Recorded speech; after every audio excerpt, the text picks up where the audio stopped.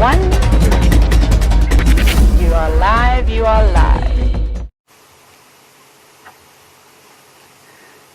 Good afternoon, everybody, and welcome to this, your Sunset Safari, live from the northeastern corner of magnificent South Africa, the iconic Kruger National Park. We are part of the Greater Limpopo Transfrontier Park, and my name is James Hendry. On camera today is David Daisy Eastor. I don't know why I call him that, but I feel it suits him rather well. On the other cast, Sam Wise, the Chevalier, and he is being filmed by all 6'4" of Brian the Thumb Joubert. In the final control, we have Rebecca the Headgear Christensen, and she is being ably assisted by Louise Pavie.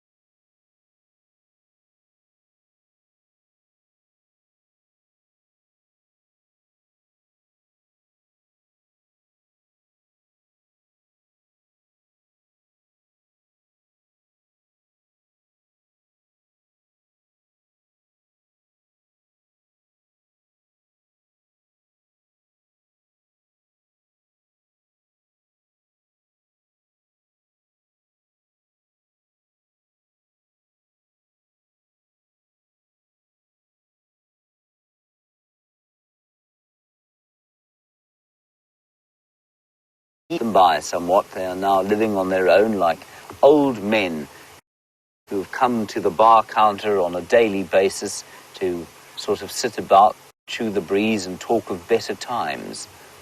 They're a bit old to keep up with the herd, many of them. Sometimes you'll find a young bull amongst these chaps.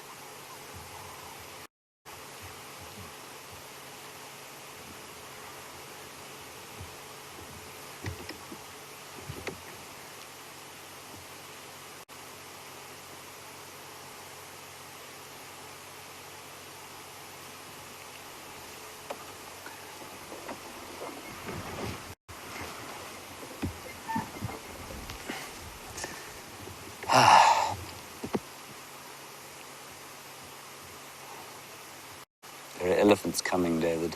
I know what that was. Yes. That's why the beefy is.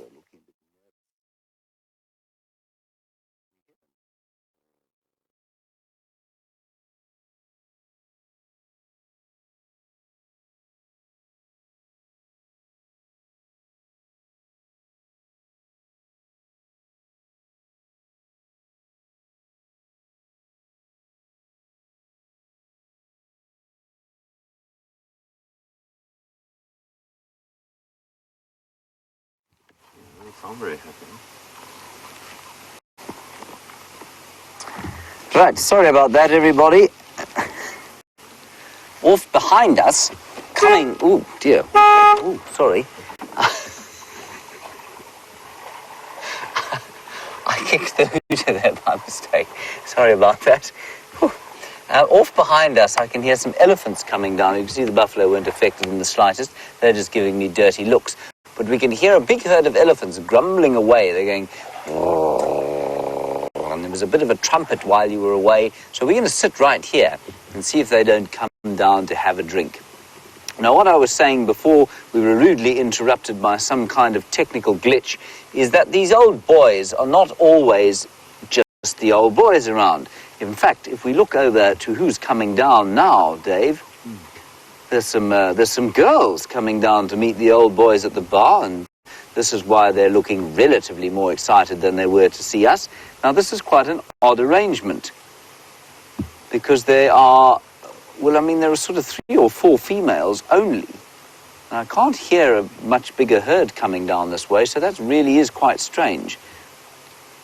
a small breeding herd of buffalo here at Lake Treehouse. Right, while we wait for these elephants to come down and make their way to the water, or we might have to go off and have a look for them, but hopefully they'll come down and drink, let's head across to Sam Chevalier and find out what he's going to be doing for the afternoon.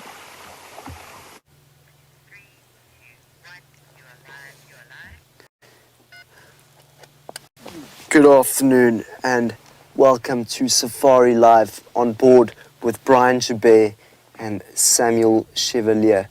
We are sitting here with an incredible looking male kudu. Have a look at those horns. Isn't that just magnificent to see those horns?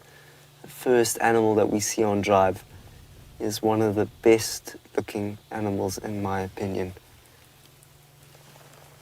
As you can see, he's looking straight at us. So I'm just trying to keep my voice down as best as possible so that I don't frighten him away. He truly is a really good looking kudu bull. He's not the only one there, but you can't see the other two at the moment. They're a little bit behind the brush there. But it's been a while since I've seen a kudu with such long horns. And that will determine age. So sometimes the different spirals will tell you how old that kudu bull is. So if you go and have another look at those horns of this kudu,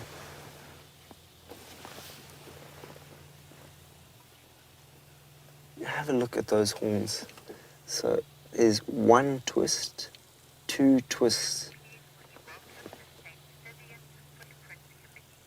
2.5 twists within those horns. So I wonder how old that is. I think it's probably around 2.5 years.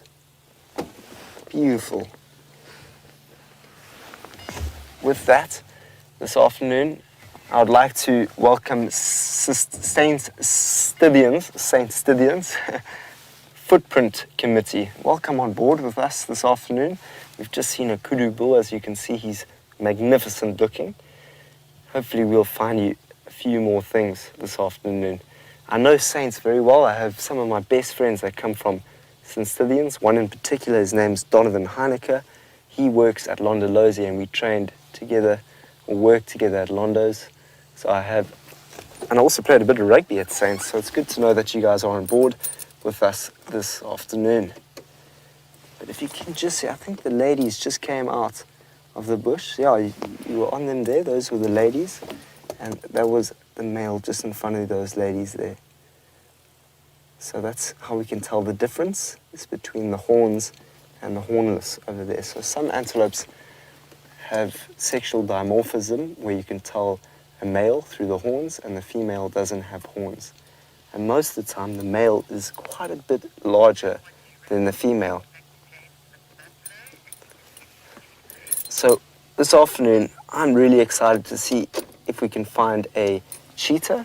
In the time being, while we head off to Cheetah Plains, let's go and see James by the watering hole and the buffalo.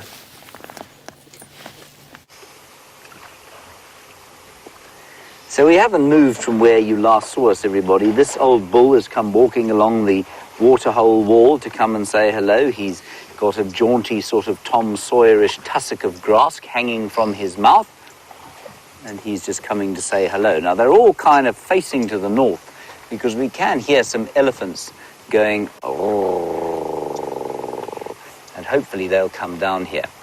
A warm welcome to St. Stithians College, of course, of Randburg, Johannesburg. Deeply hurtful in my heart to have to say that to you, of course, because I was at that small stone school in Houghton, not anywhere near St. Stithians, but you are most welcome. It's good to have you with us, and I hope you enjoy what you're going to see in the next little while. At the moment, that's buffalo, and they're having a wallow in some mud. It's been a very kind of warm day for the season, and probably a lot warmer than it is in Johannesburg. It's about 27 degrees Celsius out here, which puts us at about 80 to 81 degrees Fahrenheit, for those of you still wandering about in the imperial system. And so the buffalo have had a very good time here in the water. And Debbie, you were watching the Djuma Dam camera earlier today, and in midday or so, or maybe even before that, you say the hyenas had a pool party there. And their pool party, of course, you're wondering if it is hot. Well, it's not hot. It's actually an extremely pleasant temperature. I'm sure you know that 80 degrees, when it reaches that once or twice in Vancouver every year, it's a very pleasant temperature. It's certainly, I mean, as far as autumn goes, we're almost in winter now. And so to have a temperature like this is just actually wonderful. It never gets that cold here. We're just going to sit here a little bit longer, simply because I think those elephants may well come down here to have a drink. And I'm just looking over sort of towards the back of the vehicle behind your screens or behind your head, actually, if you can imagine a virtual world, and seeing if any of the elephants don't come down here. It sounds like they're getting slightly closer. So what it might be is a breeding herd sort of walking through the woodland and feeding on their way, and some of the youngsters getting a little upset with each other and with the discipline being meted out by their parents. And so I think that's probably what the noise is. But let's wait here for a little while and just enjoy these buffalo. They won't hang around if the elephant come down. Like I was saying, before we went across to Sam, this is an unusual situation. And it's an unusual situation because there are a strange number of females here. And I just say it's strange because there are 1, 2, 3, 4, 5 or so cows in a group of big bulls. Now, normally you'd just expect to find, oh, look at this chap, having himself a bit of a spa day there. He's a modern man, not afraid of a spa. And normally the cows would be off in a much larger herd, and I wonder if they haven't been maybe split apart by meeting some lions last night, where one group went off one way and this sort of splinter group came off here. Who knows? They'll certainly seek the comfort, or not the comfort so much as the security, of having these big bulls around them, because obviously they are a lot larger, and the lion is generally fairly terrified of a big buffalo bull unless they're in a big group. Can't hear the elephants anymore, and it sounds maybe like they've moved off towards the west. So I think that we should head off in that direction, see if we can't catch them, and if we don't, then we'll come back towards this waterhole a little bit later on. But the buffalo just look like they're having the best time, don't they, Dave? Absolutely. Does it make you want to dive into that mud? Yeah. Not so much. Well, maybe one day we will. I suppose it's inevitable that one day we will be fallen upon to leap into the mud. Oh, she's also having a spa day. You see that there? Very nice. You deserve it. Treat yourself. I was saying the other day, I did pick some mud out of the pan here and I put it on my face. And of course, there are people around the world who you could probably con into paying many, many hundreds of dollars for that kind of a face mask, calling it the Treehouse Dam Mud Mask or something like that, when actually it's just a collection of soil, buffalo dung, and the various waste products produced by the serrated hinged terrapin. Not sure how good that would be for your skin, but I guarantee you could convince people to pay hundreds of dollars. Most of those cows are heading off towards the south there. Maybe the rest of the herd is there. We're going to drive very carefully and slowly along this road and see if we can't catch the grey shapes of the elephants walking through this block.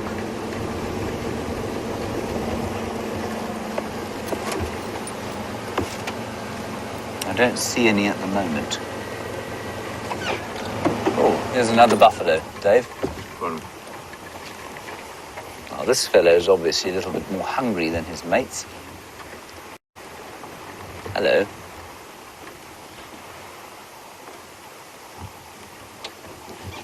I don't know why it is, but whenever I see an animal like this with a piece of grass hanging out of his mouth, I think of a sort of Tom Sawyer or Huckleberry Finn going down the Mississippi with a piece of grass and singing some kind of a tune under a very pleasant blue sky. It's probably not relevant to the rest of you, but I just thought I'd let you know. What he's doing, this is quite interesting here. Hang on a second. He's eating Strychnos madagascarensis, the black monkey orange. And Buffalo are unusually browsers. I mean, they would generally choose to eat grass, but you can see there he's actively selecting the saplings of this encroacher species of tree.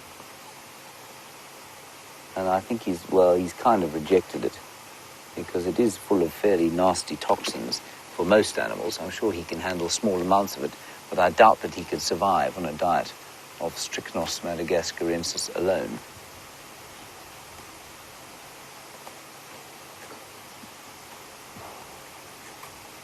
Alrighty, from one buffalo, let's join to another, accompanied by a much larger grey animal having a swim.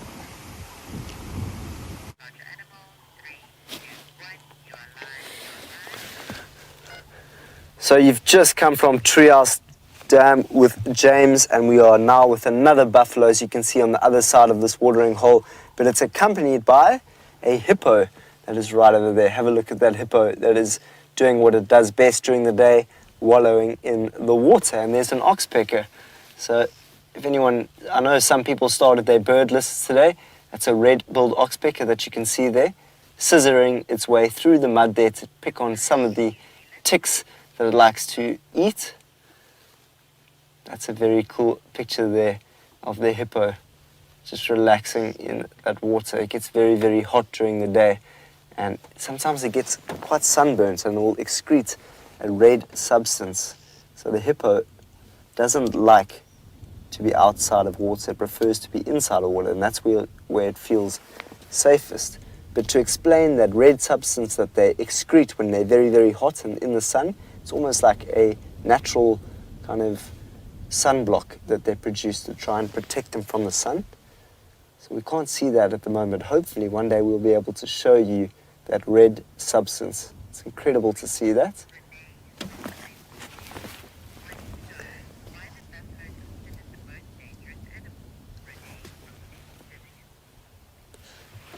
Renee from Synstithians would like to know why is the buffalo known as the most dangerous animal on foot? Well, Renee, the buffalo, when you're on foot, likes to mainly, let's talk about the one that we've just looked at. That buffalo has just left, so it's gone. I didn't even know where it went to. We were looking at that hippo. That buffalo will leave the breeding herds, the large herds, and will go off towards areas where it can find lush green grass as well as a place close to water, which is what they like to do in their old ages. So when you come across one of those buffalo when you're on foot, the idea is there's the buffalo, he's heading off into the thicket there, is that there's two things that animals do when they see a predator. It's fight or flight. And in many situations, a buffalo will rather fight because it doesn't have the energy to run away. So you always have to be very careful on foot with the buffalo, especially the older ones, when you're walking around, because they might just charge you. So it's always good to be careful when you come across them. I've had a few encounters with them where I've had to turn around and walk a good distance. So as soon as you see them, you turn around and you walk away. And just while we're there, there's something also on the side of the banks to Egyptian geese. And they are monogamous, so they will stick together. Beautiful looking geese. You often see them silhouetted into the background of a beautiful sunset, flying together. So down by our watering hole, we had a nice big buff and a hippo, and we have two Egyptian geese. One of their feet is up. Why is that foot up? Have a look at that foot. The one on the right seems to have his foot up. Maybe it's injured. So it's rather a webbed claw, not a foot. But I'm not too sure why it might be up. Maybe it's injured. Not too sure why. But that is another bird for your bird list, an Egyptian goose, and you've got a red-billed oxpecker. So the bird lists are getting bigger as of today. I know Benny started them today. I know Dave on my vehicle this morning started a bird list this morning. So we're about to go down into this drainage line, and this is one of the times I saw the female lioness, who is very heavily pregnant. At least we assume that she's heavily pregnant. We've seen some signs. So just know that the signal might dip as we come down here, so we might experience a little bit of loss of signal, but it's so worth it if we go down there and we see something lying up in the thicket. Are you ready to go down into these drainage lines? Why animals like to be in these places during the hot days is because it's cool. Cooler air is denser and it'll go down into the drainage lines. And animals like to lie up in that cool temperature. Okay, so I'm just going to keep quiet. You also can find leopards that'll be in this area. So have a look at the trees and see if there's any leopards sitting in the trees.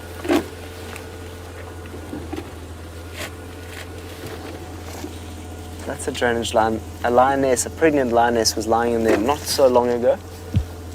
So it doesn't seem to be there. But it's always nice to come down into these drainage lines because they are full of life. In the trees there'll be some birds, some nests of birds. Many butterflies like to be around here. It's a special place down here. I always enjoy coming down into the drainage lines. But we are on our way to Cheetah Plains because I'm quite excited to find a cheetah today. And if not a cheetah, an ostrich or a jackal. So let's go from a hippo and a buffalo to something a bit larger than the two.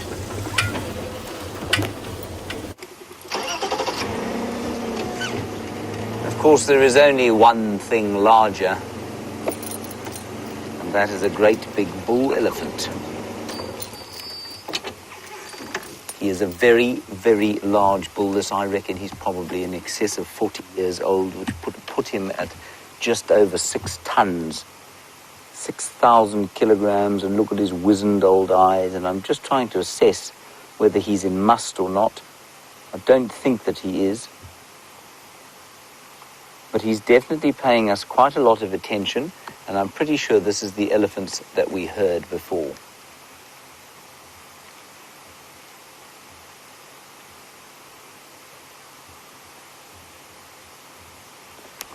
Now, Dave, you're in Toronto, and you've heard that elephant bulls can fight quite a lot, and that their fights seldom result in severe injury, but that they can go on for a while.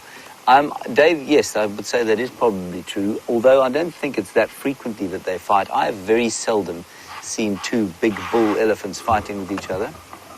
That's an impala shouting behind us. Just have a quick look at him. He's had a rough last few months. He's lost a horn.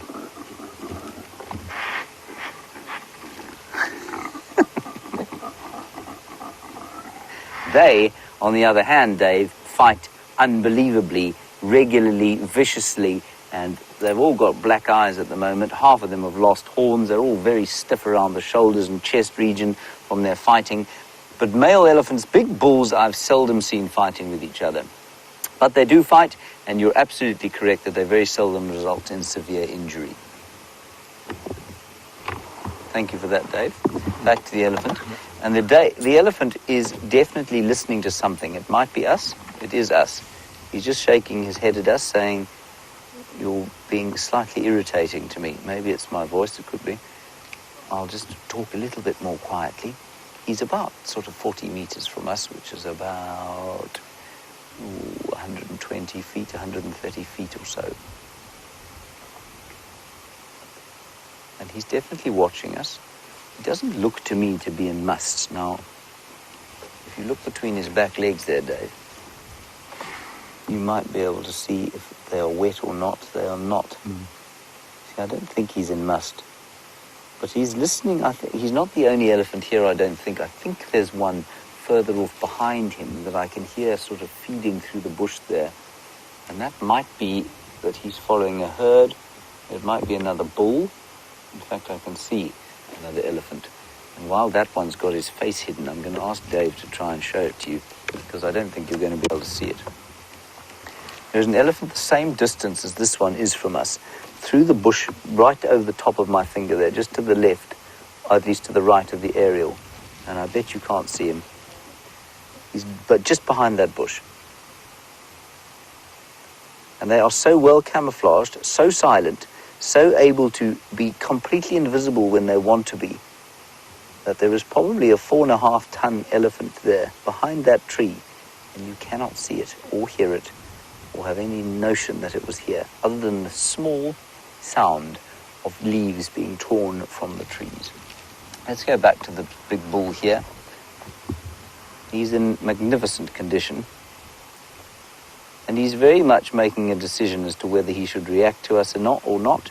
I think he would. I mean, he's engaging with us. We're now in an engagement with this elephant, and he's deciding whether he is comfortable with our presence here or not, or if he would like us to go away. If he would like us to go away, we were obviously going to acquiesce because he is 6 tons. He is the real king, the royalty of the bush out here. We are mere minions underneath his magnificence. But at the moment, he's not giving us any indication that he'd like us to go away. He's magnificent. He really is he's a big chap, that.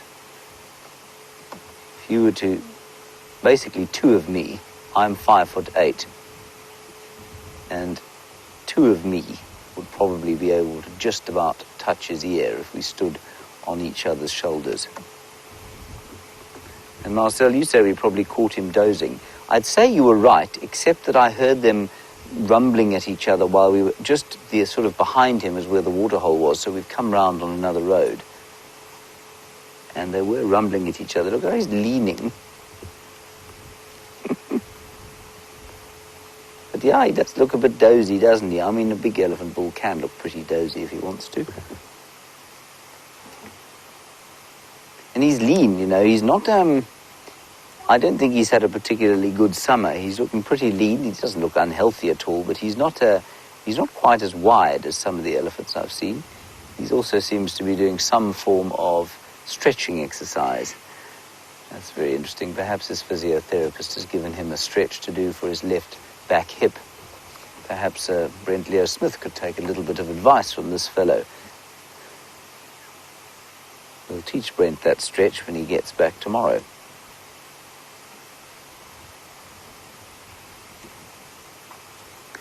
And Smile More, that's a lovely name. Smile More, you want to know how long an elephant can live? Well, potentially in this area, probably about 60 to 65 years.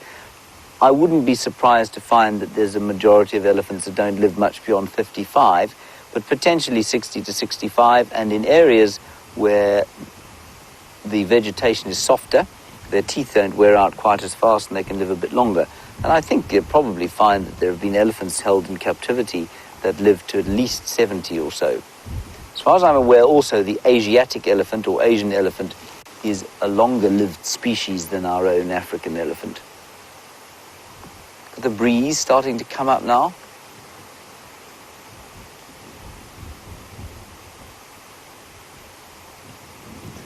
Dean from Nelspruit, what an interesting question to which I do not know the answer, but maybe somebody in the Twitterverse does, one of our regular viewers.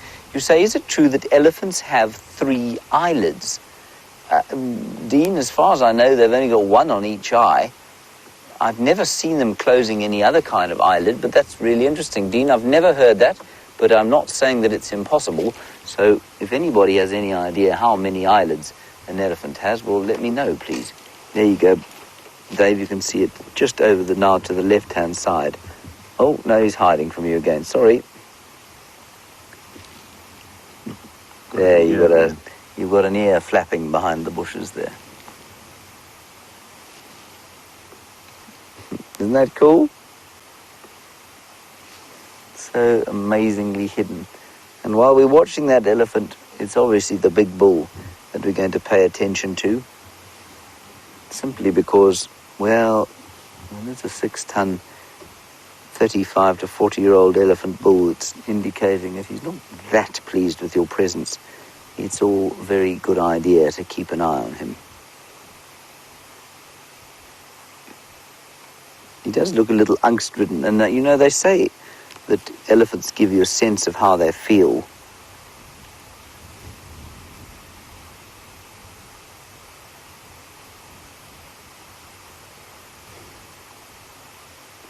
What a fascinating, fascinating question from Laura in the UK. Laura, it's really interesting. You say that you once read that elephants will eat birds' nests sometimes, or weaver birds' nests, And do I think that's a function of the fact that they develop a taste for eggs or for nestling chicks? Laura, I don't think it's that at all. I'm going to go back to an example I gave a little while back when we were talking about swifts. And there is, of course, that bird called the edible nest swift, which I think lives in Southeast Asia somewhere. If I'm not mistaken, I hope I've got that right. Might be South America. If it is, I apologize.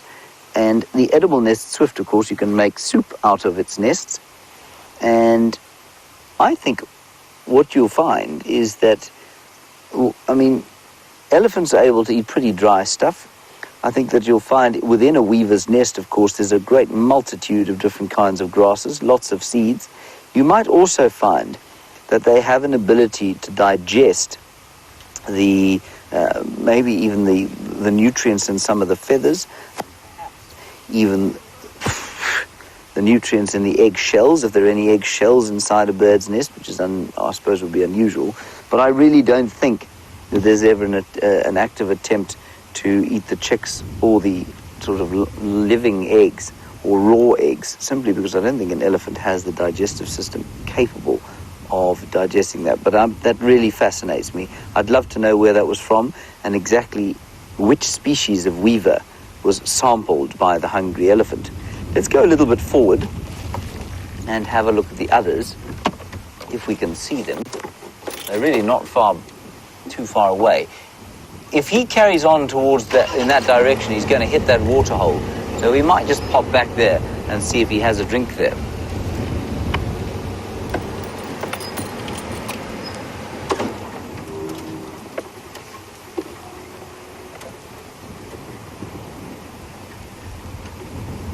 Now, Gilly, all the way in the North Country in York, please excuse my attempt at your Yorkish accent. I'm unable to stop myself when that happens. You want to know about the programs to get rid of elephant poaching, and one in particular, the dyeing of the tusks, and whether that has been used and what the status of it is here. Gilly, I don't actually know in the Kruger National Park what the status of it is. I would think that it is almost impossible for the Kruger National Park elephants to be dyed. On a small private reserve, you know exactly how many elephants you have, and it's entirely possible to dart them and color their tusks. In a population this size, which is at least 20,000 strong, it would be almost impossible to get all of them and sort of dye their tusks. It would be totally impossible. I mean, the sheer logistics of darting them, dyeing the tusks, waking them up, and then hoping you've got them all would be just completely impossible. So I don't think it's ever going to happen in the Kruger National Park. I think it's far more likely that it will happen on smaller reserves. All right, let's head across to Sam. He's on Cheetah Plains. Let's hope he finds some cheetah. I'm going to hopefully go around and see if we can't find those elephants coming down to have a drink.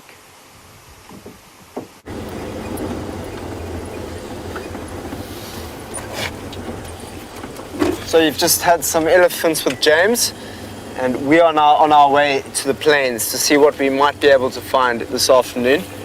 We're on the main road now, and we'll head there. Hopefully this afternoon, if there's anything specific you would like to see on the plains, because it's a much different environment there in terms of what you will be seeing with James this afternoon. I would really like to see a jackal and an ostrich, as I said earlier, but there are specific also birds that you get there, like such as the franklins or the spurfowls. There's a Swainson spurfowl that I once saw there. James Richard, you said you would like to improve your bird list. I know that did you start a bird list this morning? That's great. I'll see if I can find you whatever is out there this afternoon. Jeepers, James, you've got 153 birds. That's very impressive, James. We'll see if we can improve that by bits. You know, knowing that you have 153 means that we need to be looking extra carefully today for the ones that aren't as common as the ones that you have seen. So I'm going to do my very best to look in the different nooks and crannies of Cheetah Plains that might show us and help you raise that number, as well as everyone else that's out there. Birds is without a doubt probably my the one thing that I enjoy the most in terms of looking and finding, other than looking for cats. So I'd love to find you something beautiful, something colourful this afternoon.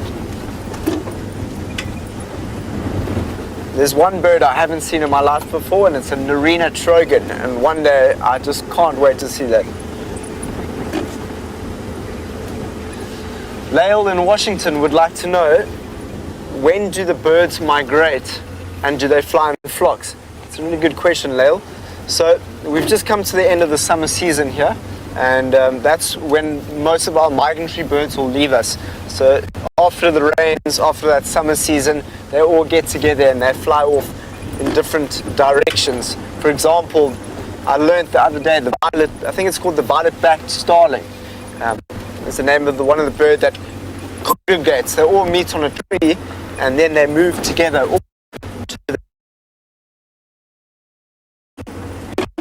We're about to go into a dip, so you might lose us for a few seconds. Sorry.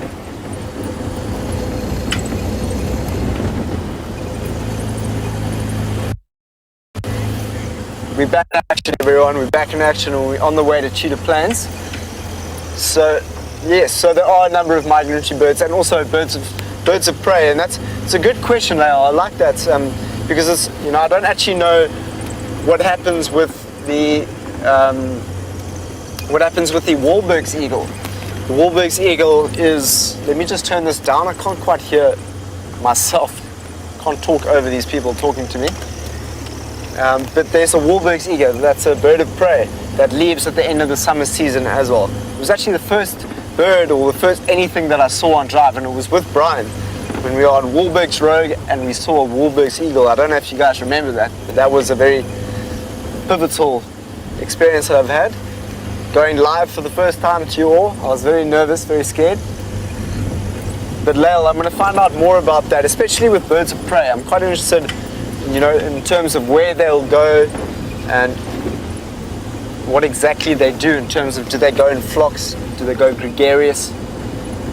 It's a great question, and something that fascinates me is how a bird such as a swallow is able to know where it migrates to, and it can go to the exact same location as it was last time, which is just incredible. I mean, just imagine flying on your own to another part of the world and then flying back to the exact same little nest that you had at the beginning of the year. It's just remarkable how nature is able to do these many things, and from what I understand, it's all based on magnetism. So there's in the beak there's some sort of magnetism that's able to connect to the Earth's magnetism, and then through that a bird is able to locate exactly where its home is. So there's all sorts of intuitive sciences within the natural world that we are still beginning to unravel.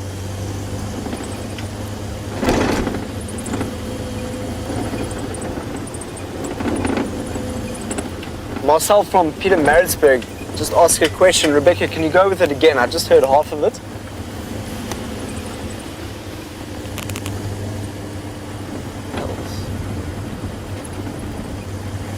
So what I heard was Pell's fishing owls. That's a good question, Marcel. I don't think we do. Because I've had a look. I've had a look at the number of owls that are here, and that isn't one of them that I've seen. But I could have got that wrong. I've never seen that bird out here in the Sabi Sands. But you know what? It's all a learning game. So we'll go back to the books a bit later and see where exactly that owl likes to exist. I'll have a look at my book, and for the time being, let's go and chat to James and see what he's up to.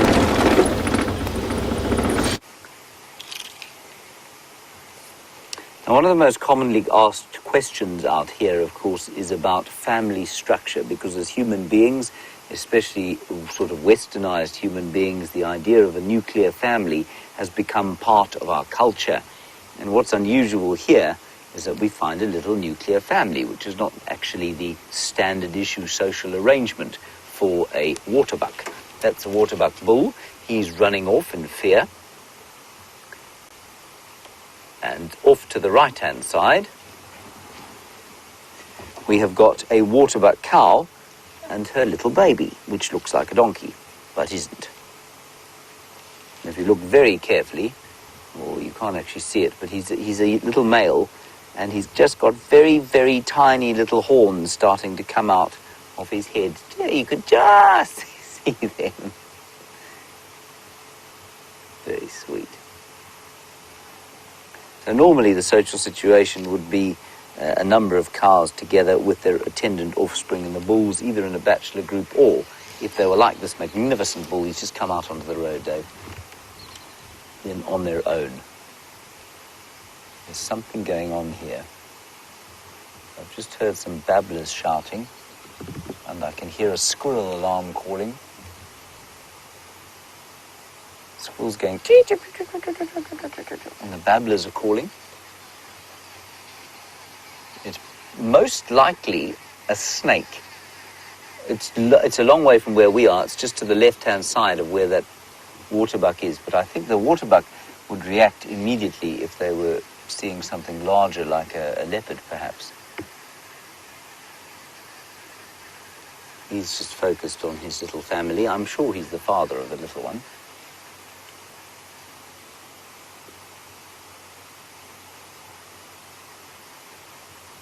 He's just a fantastic looking fellow, isn't he? He's going to sneak forward. Those squirrels are getting very upset indeed. So let's sneak forward and see if we can't see anything underneath there. They're down in this drainage line, this dry stream bed here, and just up the other side. There. I think there's a raptor, a bird. I'm sure I saw one just coming down.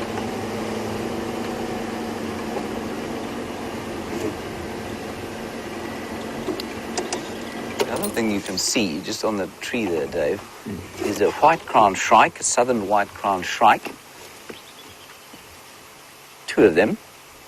They don't look particularly alarmed by life, but they are looking down. And what's just flown up there is a Cape glossy starling, or greater blue-eared glossy starling, one of the two. I can't see the squirrel that's alarm calling, but it's very cross. Can you hear it?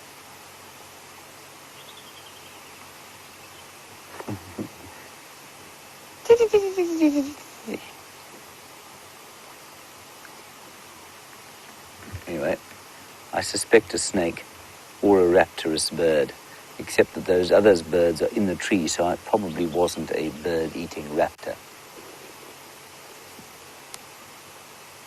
Dave, was the white-crowned shrike on your list of 5? Not yet. No. Good, right, number 6, and the greater blue-eared glossy starling? Nope. Number 7, good grief, you are doing a good job today. Gotta start somewhere. Yes, you absolutely have to start somewhere. Let's carry on. I just check if the elephant hasn't come down to drink, and if he hasn't, we'll go sort of down that road there and see if anything interesting has popped up there. There were lion tracks around here this morning. I figured that they were the same ones that went directly out north of the reserve, but maybe there's a male lion lurking lazily in the bushes here.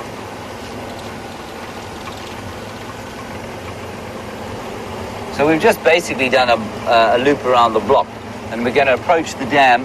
When I last saw you in this area, we were coming this way, and I turned on and went back around this way, and now we're approaching the dam from the other end.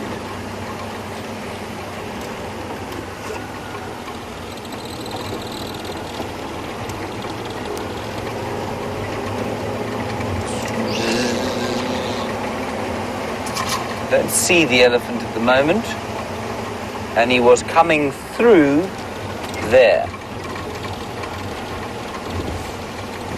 Hello, Mrs. Walters and Mrs. Strack of Three Oaks Elementary, and most importantly, hello to you, kids of the Three Oaks Elementary School, ages 7 and 8. My name's James, Dave's on camera, and it's lovely to have you with us for the next half an hour or so. I think it's half an hour, and look what we've got over here to show you. First off, some buffalo bulls.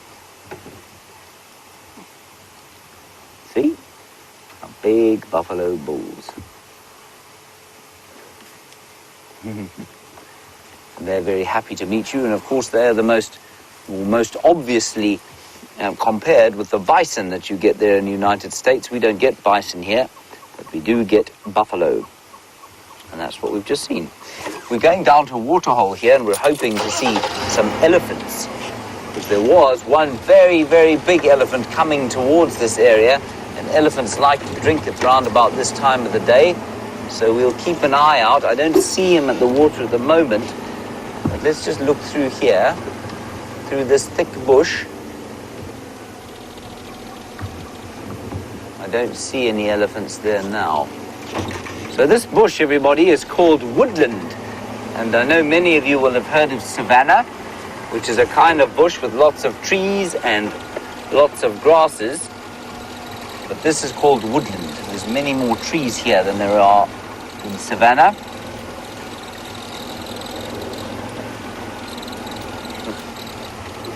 Hello, Jake. Here are some more buffalo. Jake, you want to know if we've got buzzards here? Well, we've got what you would call buzzards, yes. But we don't call them buzzards, we call them vultures. And I'll show you a picture of a vulture while you look at those buffalo who are looking at us. I'm hoping still that elephant is going to come wandering through here and come down and have a drink. But if he doesn't, we'll go around the other side and see if we can find him again. Ooh. Those two bulls look like they might have a bit of a fight, but they're not going to. Okay, Dave, if you could just show Jake the book here. Those are what we have here. They're called vultures, and they look a little bit like what you would call a buzzard. See? We do have buzzards here, but they look a little bit like what you would call a hawk. So those are the buzzards or vultures that we get in this part of the world. We'll try and find you one, other than just in a book, Jake. But let's go around the corner here and see what else we can find.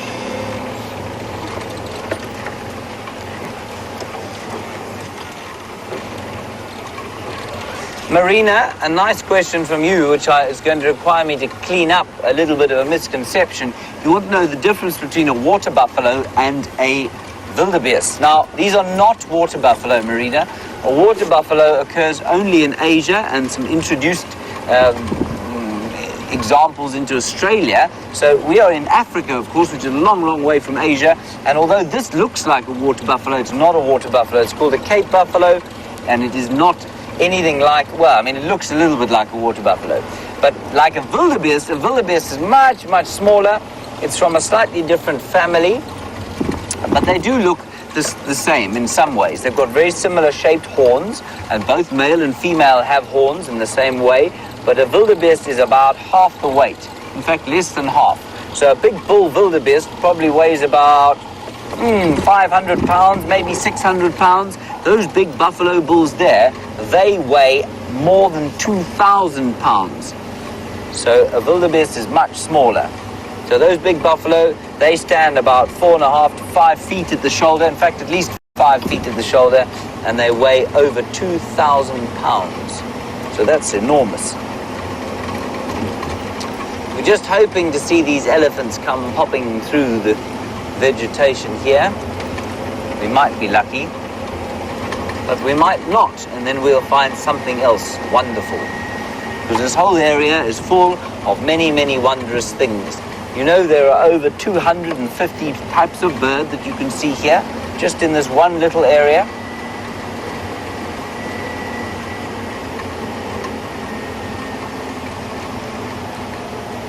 And Taylor, you want to know why the buffalo's horns get so big. Well, Taylor, a buffalo's horns are used to protect it from its major predators. And its major predator, of course, is a lion. And a lion is very big. And so if you want to protect yourself from a lion, you've got to have very big horns. And that's basically why a buffalo has got large horns.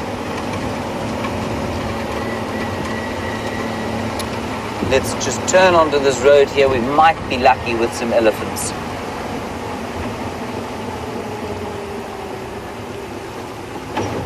Oops. I don't see them here. So let's turn off the car, because one of the major things that you've got to do out here when you live in the wilderness is use all of your senses.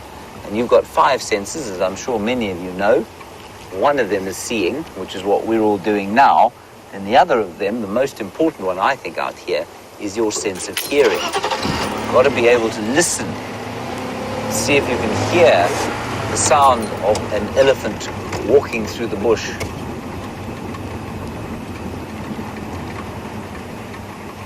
Brianna, what a very clever question from you while we look for the elephants.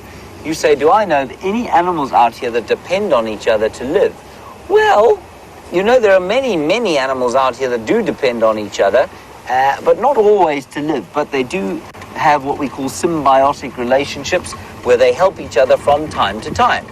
And one of the examples of that would be an oxpecker. And an oxpecker is a special kind of bird. There's an elephant. Look at that, Dave. You see the elephant there? It's an elephant cow coming towards us.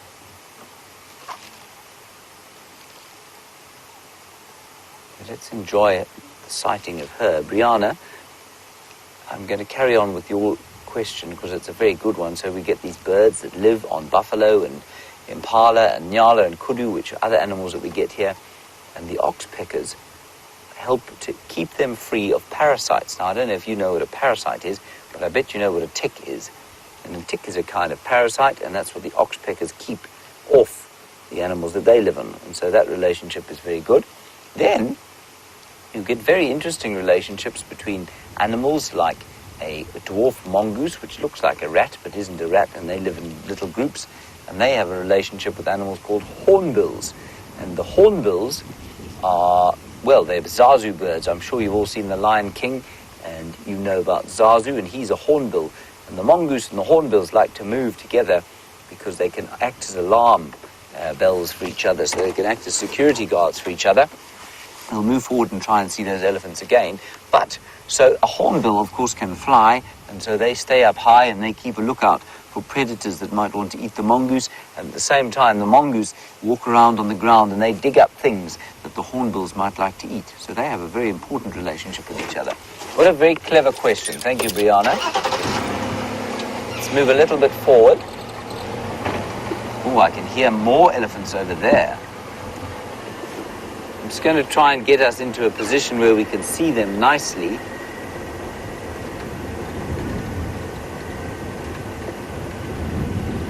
There's a good view of one here, Dave.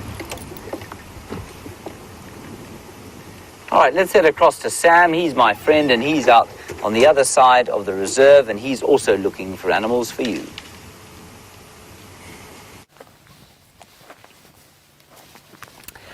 Good afternoon, Mrs. Strack, Mrs. Altman, and 3 Oaks Elementary. It's awesome to have you out on safari this afternoon.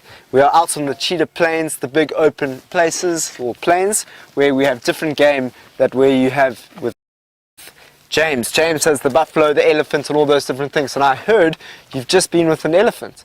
And I thought, let's get out the vehicle and show you a little bit about how elephants might work. In my hand, I'm holding some elephant dung that is very, very dry, exceptionally dry actually. I can't even open it. So this is a couple days old. Don't worry everyone, it's okay that I open this, it's not disgusting. It's just made out of bark and grass, and that is the diet of these elephants, so it's okay. So that's what they like to eat, is to eat the bark and the grasses and sorts. But let's just for a moment pretend that I'm an elephant. Have a look at this tree.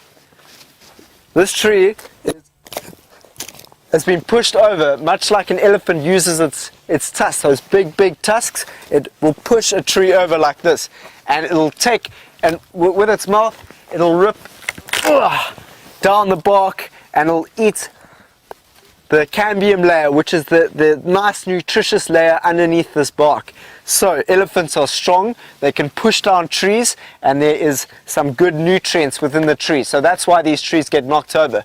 But it's okay, because when logs and trees fall down, it creates much more habitat for other animals such as spiders and scorpions. And you know what, this afternoon I'm quite keen to go and see a spider. I don't know if you guys like spiders, but this afternoon I'd love to see one. So let me know if you see a spider while we're on drive, because sometimes I don't see the spiders and they pop up sometimes. I don't know how, they just do. So let's see if we can go and find a spider. Or potentially a cheetah, or potentially a large animal such as an elephant like this one. Have a look at that one. You just saw that with James, and now you've got one in front of my vehicle. His name is Mr. Ellie, or Elvis the Ellie, that helps us find different things out here in the bush. Okay, so we'll see a bit later. Let's go and see an actual Ellie who would have done that damage. The elephants.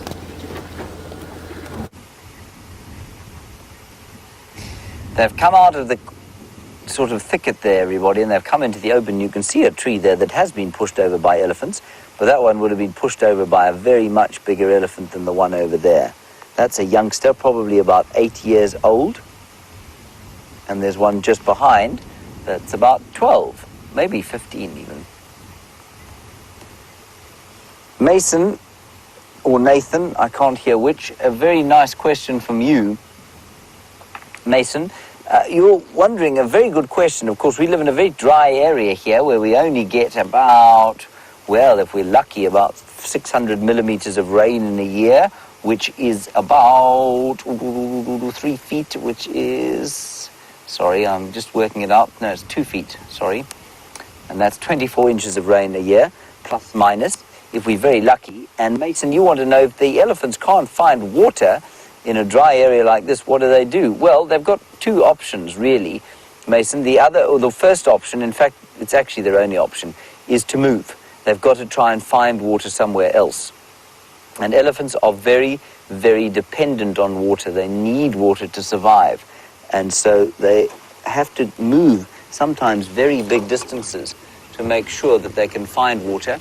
Sorry, I was just looking around. I thought I heard a noise behind us, but I didn't.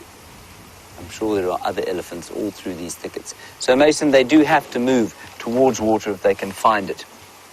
But if they don't find water, Mason, then, yeah, they, unfortunately, and in many parts of Africa, when there is a big drought, lots of elephants will die, unfortunately.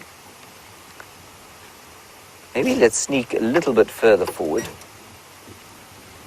And Hayden, you want to know how long elephants live. Hayden, they live in some areas up to about 65 years. But in this area, probably about 60 years, maybe even 55. But that is quite long for a mammal, of course. They're definitely the longest living mammals out here, except, of course, for the human being. We're just going to roll down the hill here. Louis, you want to know if elephants sleep standing up. Well, some of them do. The big ones like to sleep standing up, but the little ones, they like to lie down, and they live a very tiring life, you know. Louis, what you do, of course, when you go home, you have a snooze. You don't have to move around too much. Someone gets you something nice to eat, maybe a peanut butter and jelly sandwich and some juice, and then you have a lie down if you want. But this little chap, he's telling us to go away, doesn't want to see us. But now he's a little bit nervous, so he's going back into the bushes. And Louis, a young elephant out here, of course, doesn't have the same kind of options that you do when you go home. So they have to move around all the time with the herd. They move so far, and so sometimes they just get so tired that they have to lie down. But the big ones, they don't have to lie down. They don't sleep very much, you know, only about 4 hours of the day. And because they've got such big organs, now do you know what an organ is, Louis? Your heart is an organ, your liver, your lungs, those are all organs. And because the organs of an elephant are so heavy, if they lie down on one side for too long, all of the blood goes out of them and they start to crush one another. And so elephants normally, when they're adults, will sleep standing up or leaning against a tree. And it's not unusual to find an elephant bull leaning against a big marula tree with his head fast asleep like that. There, you can hear them breaking sticks in the background. Abby, very good question. You say if the elephants only sleep for 4 hours of the day, what do they do at night? They eat, Abby. They have to eat and eat and eat and eat and eat. Because they're so big, they have to find food all the time. You know, a big bull elephant, Abby, will eat up to 660 pounds of food in one day. 660 pounds. Now, Abby, if you're between 7 and 8 years old, I'm going to bet that you probably weigh somewhere around 40 pounds. Plus minus, yeah, about 40 pounds. And you can imagine how many of you would go into the amount of food that an elephant has to eat. 660 pounds for a big elephant. And that's why they have to keep eating at night time as well. They can only sleep for a short time. Selena, what a lovely question from you. You're obviously quite a mature 7 to 8-year-old. You say, do the elephants always get along, or do they sometimes have to be on their own? Selena, they're actually quite like human beings, you know, in many respects. So you know that some of your friends like to be alone sometimes, and you'll have some friends that always like to be around people. And I think you'll find the same with some elephants. Some of them like to spend alone time, and some of them like to be around their friends all the time. What you can say, though, is that the very big bulls, the mature male elephants, they quite like to be alone for quite a lot of the time. And you know, that's actually also quite like old human men. They also like to spend quite a long time on their own.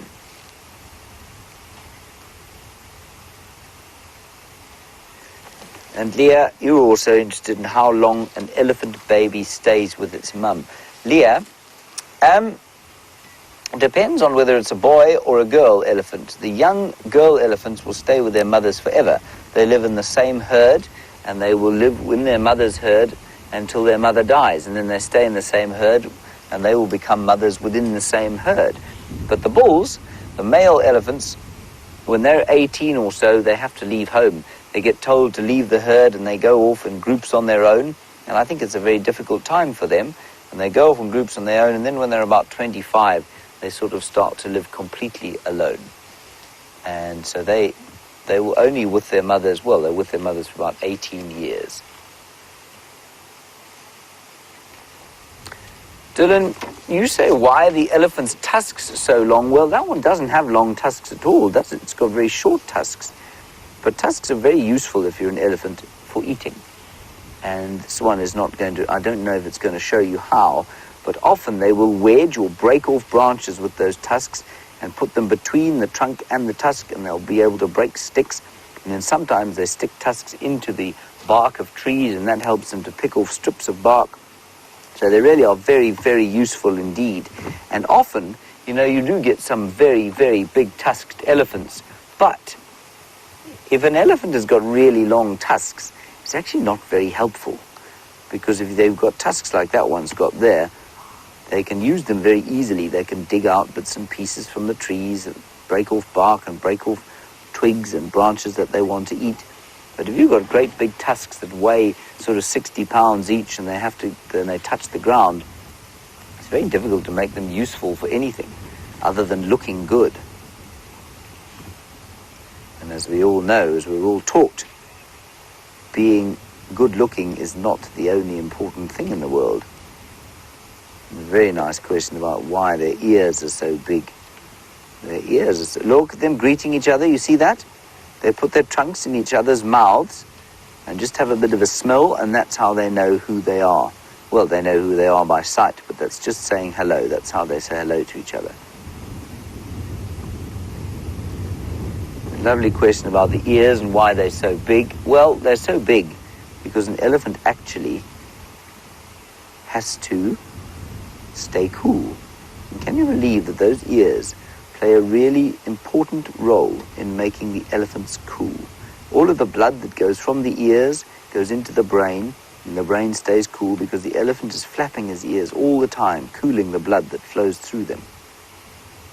So they're really important for staying cool. Those are two young bulls having a little bit of a fight. It's not a serious fight at all. It's just like when you see two young boys on the playground having a bit of a wrestling match. It's exactly what's going on here. They're not angry with each other. There's no fighting going on. They're just having a bit of a sort of a playtime.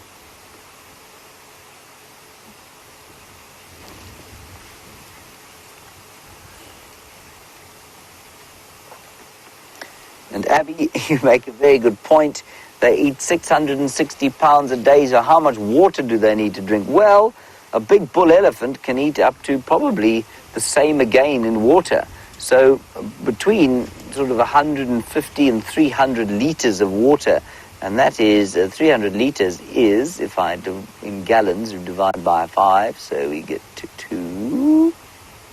I've lost my mind. I can't divide 30 by 5 anymore. 60 gallons of water in a big elephant if it's very thirsty, and about 30 gallons in an elephant that's not so thirsty.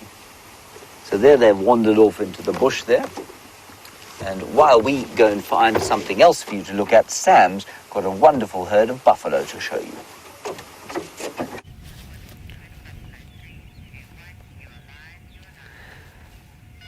We are in luck this afternoon, everyone. We got to the watering hole and I looked to my right and I saw a whole breeding herd of buffaloes coming towards the water. This is just so exciting because look at the youngster. There's a nice young, there he is, a little calf. So these are buffalo. So once again, the most dangerous animals on foot. But this is a nice big breeding herd, so you get mostly females and youngsters that will be in here. But this is so cool. Let's have a look and see where they will come in to have a drink of water, or will they leave it? I'm pretty sure they'll come in and have a drink. I think they're just trying to work out the best access route. There we go, the first one's taken stage. All the red-billed oxpeckers are on its back, and those are the birds that will pick out all the little ticks that are inside, well, that are on top of the fur of the buffalo. This is so cool. Look at all these buffalo coming through here. There's another young one that's just jumped up. It's quite a little hill for them to come down, but they're very thirsty. It's been a hot day in Africa today. You can see this is quite a large herd. You can just see above that there are quite a few coming. We can't even see the end. Zoe would like to know why they all come to the watering hole together. Zoe, they come together because it's safety in numbers. They're a big family group. You can imagine there are a whole bunch of families that go together and they travel together and they do grazing. So grazing is when they eat the grass on the floor and then they'll drink together. So they move in herds, Zoe. You get some animals that don't move together, like leopards that are solitary. A leopard is a cat, a big cat. And these are buffaloes, so they're big, almost like cows. Very similar to cows, but a bit bigger. And their horns, if you have a look how big those horns are. So there's a young horn there, there's a female one there. That's a female. That looks like another female. That's a male. Look at the size of that boss. That is a huge boss. I can't believe how many buffalo there are at the moment. It's incredible to see this.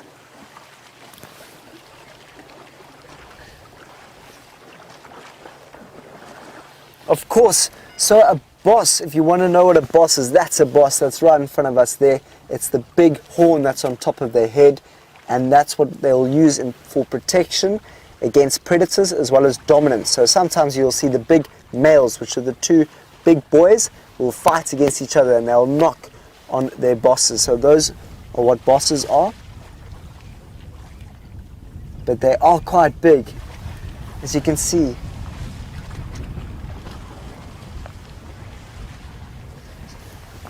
So Ryan would like to know, are there any crocodiles that might be lurking around the water here? No, there are no crocodiles. We'll take a good look though. I don't think so. No crocodiles in the water this afternoon, so they can feel quite safe. But they do have to be quite wary of the crocodiles. We don't get alligators. Alligators will, so you see now, some of them are leaving. Just notice that. Well, carry on with alligators you get in South America and other parts of the world. You don't get them here in Africa. We get the crocodile. Oh, have a look at all those beautiful birds. Yes, so those birds are the oxpeckers, as I said a bit earlier. They like to eat the ticks. If you know what a tick is a little insect that likes to suck the blood of some of the animals here. So they like to eat those. So those red-billed oxpeckers will jump around all the backs of these buffalo and pick at all those ticks that are on them. So that's what those birds are. And those birds will tell you a lot when you're in the bush. When you're walking on foot on your own and you hear the sound of these birds, you know that there might be some buffalo that could be around the corner. Have a look, it's really nice. They clean the buffalo for them, so they really like the birds coming and jumping along them. As you can see, they get into their ears. So they don't have hands to scratch their ears, to scratch their stomachs, to scratch their backs. These birds act as a scratching device as well as a collecting of parasites, which are those little ticks.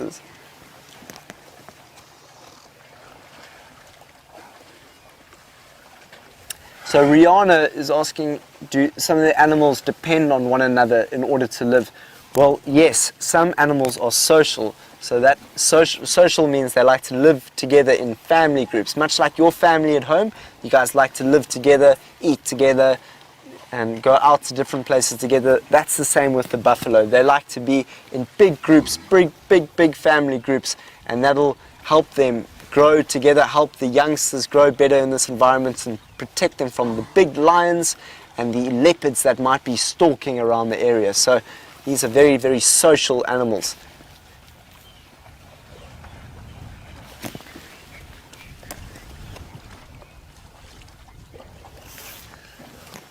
Aidan, that's a great question. You're asking if buffaloes eat fish. No, Aidan, buffaloes do not eat fish. They just eat grass. So they'll graze on the grasses around us here. You'll see that this is quite an open area. When we have a look later on and drive out, we'll show you the types of grasses that the buffalo like to eat, but they don't eat fish. When they come to the watering holes, they just come and drink water, as you can see. You've just seen them drinking here. And it looks like the breeding herd has stopped walking in, so it must be about 100. How many do you guys think? How many have you seen since we have driven in here? There must be about 100. So I can't see behind them anymore.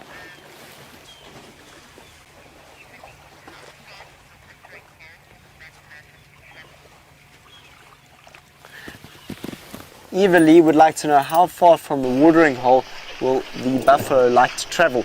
Well, Eva Lee, the buffaloes will move from watering hole to watering hole, and there's some females that are called the pathfinders. They will move the herd towards different watering holes and to different areas where they can graze on the grasses. So that's what the buffaloes do. They don't just stay at one watering hole, they go to a number of different watering holes around the area. Isn't that clever of them? Because if they stayed in one place, then all the water would dry up, and also the water would get very, very dirty after some time. So it's in their advantage to move around, collect different waters. Ali is asking if the buffaloes will go all the way into the water sometimes. Ali, they do that sometimes. The other day, myself and Brian, who is the cameraman, we went off and we saw a whole bunch of buffaloes in the middle of a watering hole. So sometimes they will do that. And as you can see, they are quite well into this watering hole here. There they are, right in there. You can see they're all the way up to their bellies. So they also like to come to the watering hole to put mud on them and just to cool down in these hot days. It gets very hot out here. Sometimes it can get up to 40 degrees Celsius. I'm not sure what that is in Fahrenheit, but it's a very, very hot degree. 140. Sorry, not 104 degrees. 104 degrees. Thank you, Brian. 104 degrees Fahrenheit. That is very, very hot. Imagine how hot that is. Sorry, I said 140. That would be very hot. That would be too hot. But isn't that beautiful? We're going to just drive around the other side there and have a look to see what the other buffaloes are doing. Ethan would like to know, do all the buffaloes live in one herd? So there are a number of different buffaloes that live in these herds, and sometimes the males will break away to move towards other herds. So mainly the females and the calves will stay in the herds, and the males will go away to find other herds and join other herds. Isn't that beautiful? Now we can see a nice shot of them from the left here all the way into the water. So there are so many this afternoon. This is probably the biggest breeding herd of buffalo that I've seen at Cheetah Plains. So I've seen some big ones before, but this is really, really big. And do you know what likes to trail and follow buffalo herds? Some of the predators, mainly the lion. So that's why it's quite exciting this afternoon. We can also drive through this area and there might be some lions that are following this big breeding herd. And those lions will look for the smaller buffaloes to try and take advantage of. And the females, like the one that you're looking at now, will try and protect their young as best as possible. But if they leave one of their young open in an open area, a lion might just take it. So they've got to be very careful.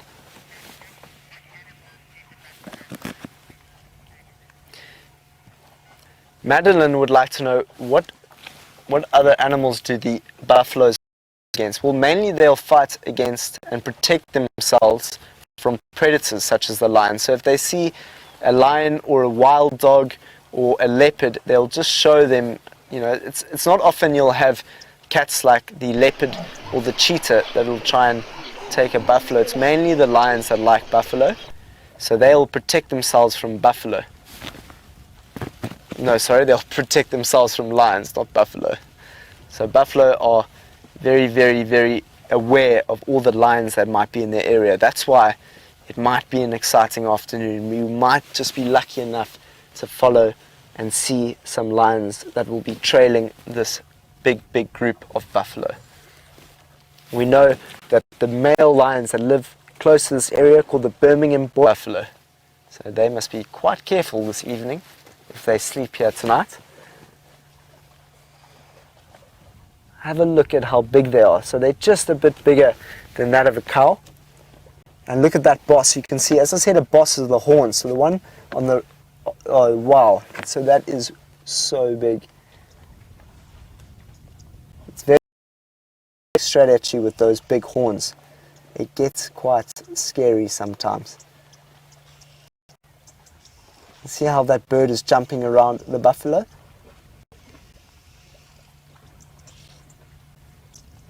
So if we're lucky, we'll get to see a yellow-billed oxpecker. So what we are seeing now is a red-billed, and we might be able to see a yellow-billed, and they are quite rare.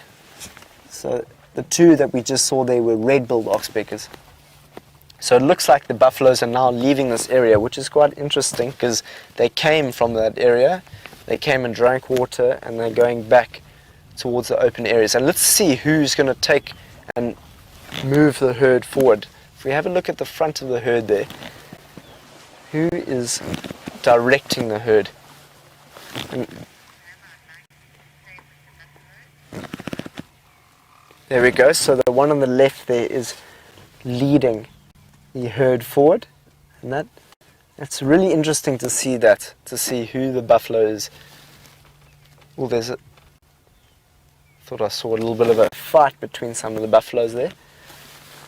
So that buffalo leading the herd now behind a bush, so we can't see it anymore. We still have quite a number of buffalo. They're looking at us quite curiously, some of them.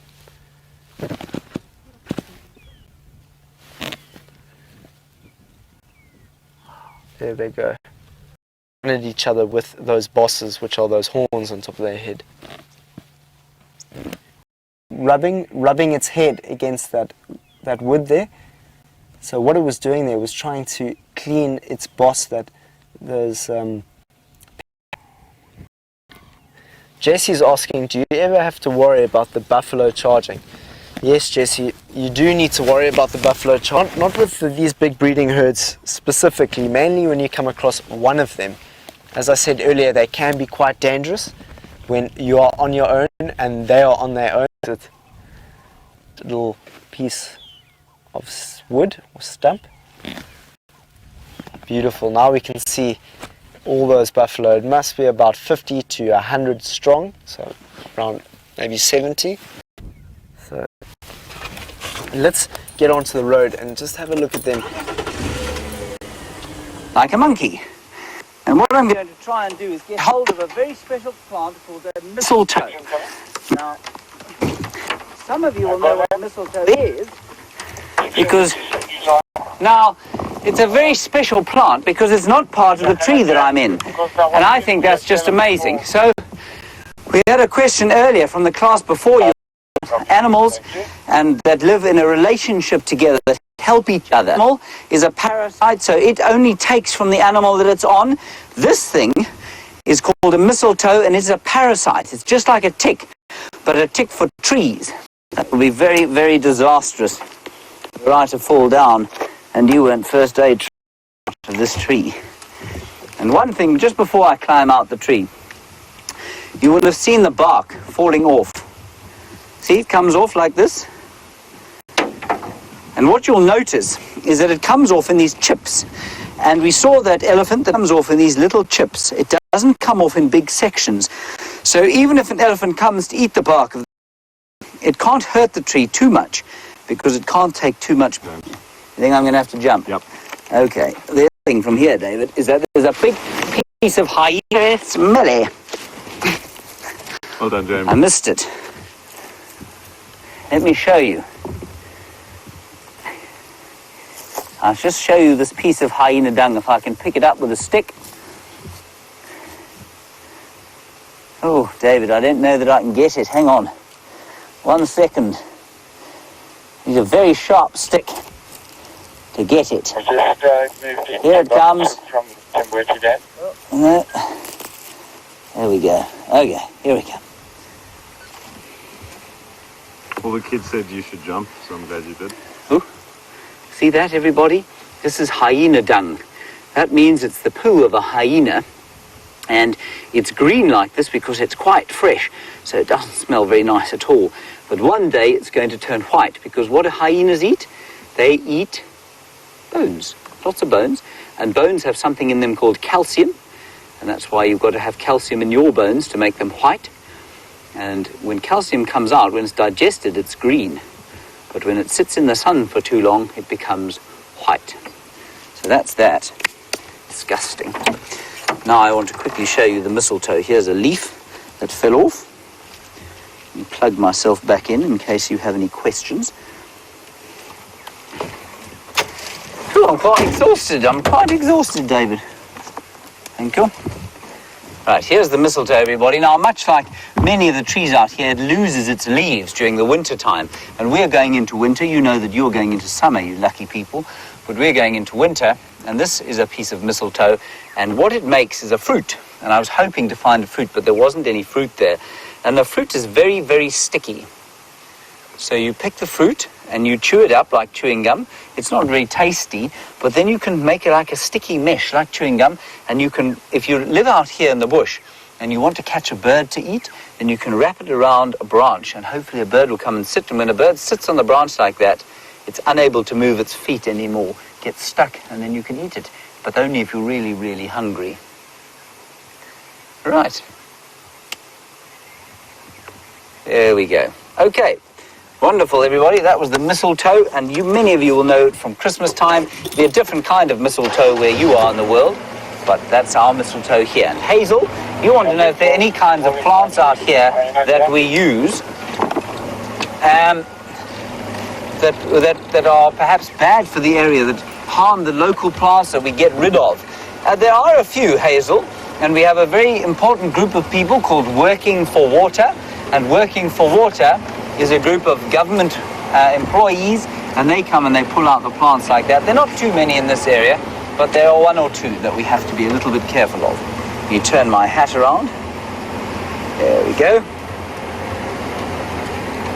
And Reagan, yes, you can eat the fruit of the mistletoe, absolutely. It just doesn't taste very nice, and it's very, very, very sticky. It's amazing. I'm sad we couldn't get any. I think we only find the fruits, of course, at the beginning of the summertime, and we're now right at the opposite end of the year from when we would normally have the fruits of the mistletoe.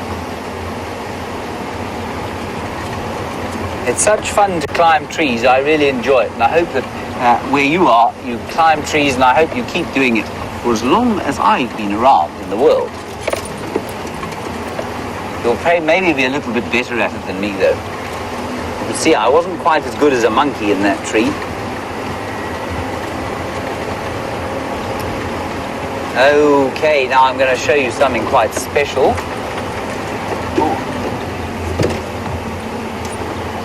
We just want to quickly show you the mountains here, everybody, and then we'll go back to Sam, who's got something equally special to show you. Now, you've got in the United States, where you are, to the west of where you live is, of course, the Appalachian Mountain Range, if I'm not mistaken, and to the west of that, the even more famous Rocky Mountain Range. And we, in South Africa, this is our most famous mountain range. You can see in the distance there, that's called the Drakensberg. And the Drakensberg means the dragon's back. And that's because of the peaks that it has. It's not nearly as big. It's about a bit like your Appalachians. It's not nearly as big as the Rockies, but it's about the same as the Appalachians. Interesting, hey? Right, let's go across and see what my old friend Sam has got to show you.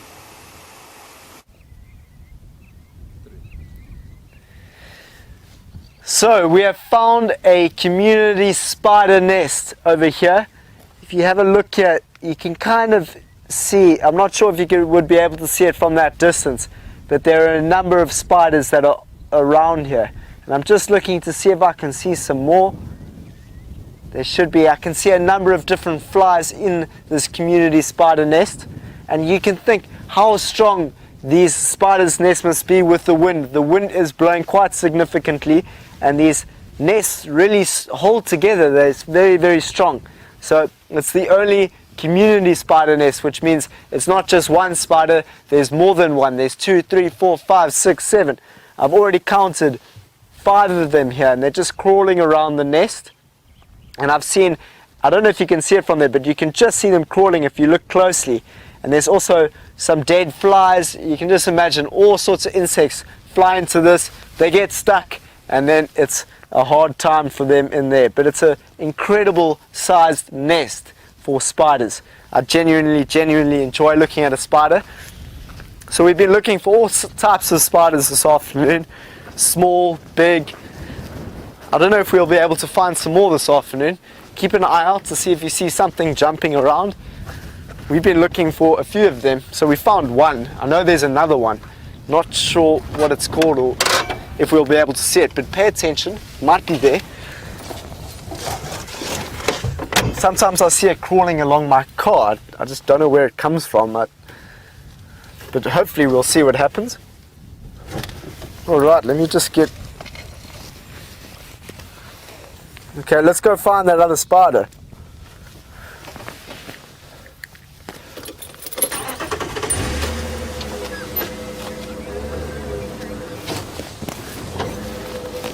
Rebecca just told me there was a spider. Where was the spider? Is it underneath Mr. Elephant? No, there's no spider there. Come on, Rebecca, I didn't see a spider. I can see a bird though, there's a bird there. There goes a starling, it's a beautiful looking starling. But I'm going to keep looking for this spider, don't you worry. See if I can find him. Drew would like to know, are there many poisonous spiders? Yes, Drew, there's quite a few of them out here. I'll see if we can find one. It's not very easy to find the poisonous spiders, especially when you're driving. So Drew, if you have a look and watch some of our safaris in the morning, it's not very easy for you to see them, but we sometimes find spiders on foot, and not on spit, on foot. I meant to say foot, not spit. But there are some very, very cool spiders, and I believe that the spider that's on this car could be poisonous. I don't know, so I have to be quite careful of the spider jumping around. But we're about to...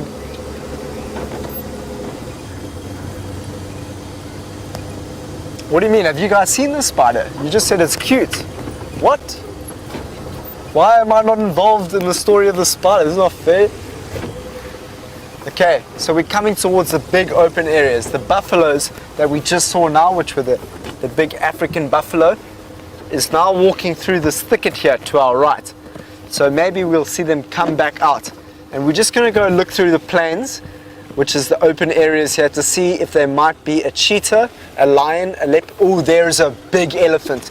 In the distance there, if you look there, you'll see an elephant. So we're going to have another one. That is the biggest elephant I've seen this afternoon or today. And I've seen quite a few elephants. This morning drive I saw so many elephants. Let's go and have a look at that big elephant. Isn't that exciting? Yo, he is massive.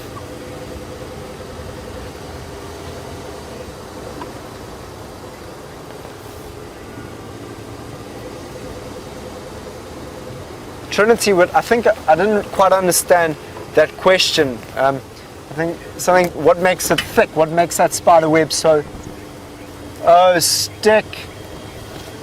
Oh, okay, yeah, so that's a good question. That's a very good question. They've got a substance in their stomachs when they make that web that makes a very, very sticky substance. I'm not sure what that substance is called, but it helps make that insect stick. Very, very good question. But at the moment, let's have a look at this big elephant. He is incredibly big. Wow.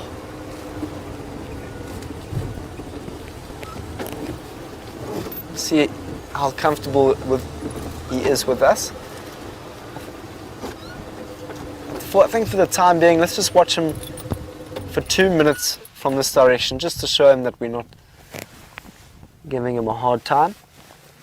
Look how big those tusks are. He is a very, very big elephant. Look at how he breaks the branches there. So he's breaking it with his trunk. So he does many, many different things with that trunk. Like we use our hands for all sorts of stuff, from making things. The elephant needs to eat its food by wrapping that trunk around some branches, breaking them, and putting it in its mouth. Look at that.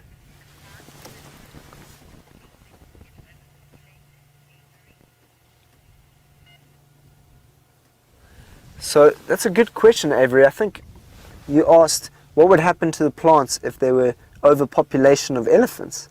Well, it can be a problem in some places because the elephants will eat a lot of the plants out here. But sometimes that's good because the elephants will help knock down some trees and create these big open areas. That's why we have open areas like this. And that's also to do with soil type. So soils and elephants will make big open areas. But this is not the only elephant that I can see. If you look in the distance there's some more elephants.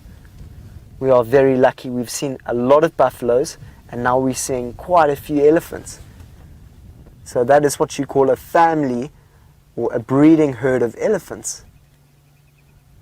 You can see the youngster in there. So you were with some elephants. Well, the other class was with some elephants earlier. So we are lucky to see another group of elephants, and that group there will consist as also females and calves. Anna would like to know when are the elephants most active. So they're active both day and night, but generally mostly through the day. So you'll see them grazing, feeding, browsing. Browsing means to eat the leaves off trees. So they don't only eat the grasses, they like to eat the leaves off the tree. So they graze and browse up to 22 hours a day. So they don't sleep very much, they eat a lot. They need to just eat their body weight sometimes in one day.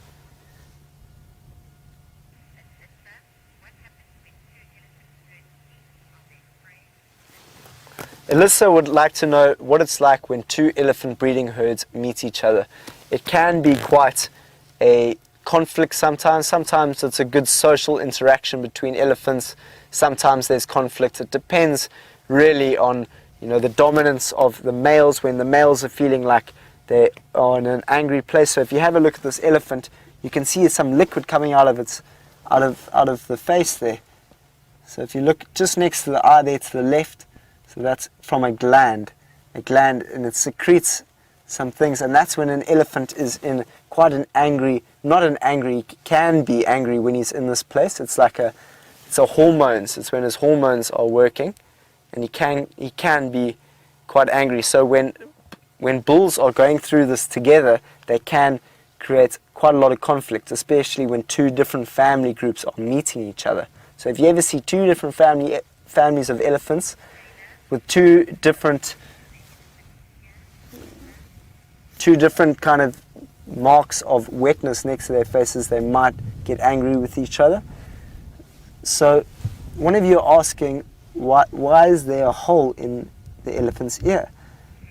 Kayla is asking that. Kayla, that hole could have developed because of some of the thorns that, a lot of the trees out here are quite thorny. So when the elephants come across these big thorny trees, they sometimes get their ears, they can get a hole in their ears because of that. But it could also be because of fights that they have with other elephants, and the tusks that they fight against might create more holes. So you look at those tusks, they can be quite sharp at the end there, and they're very, very big.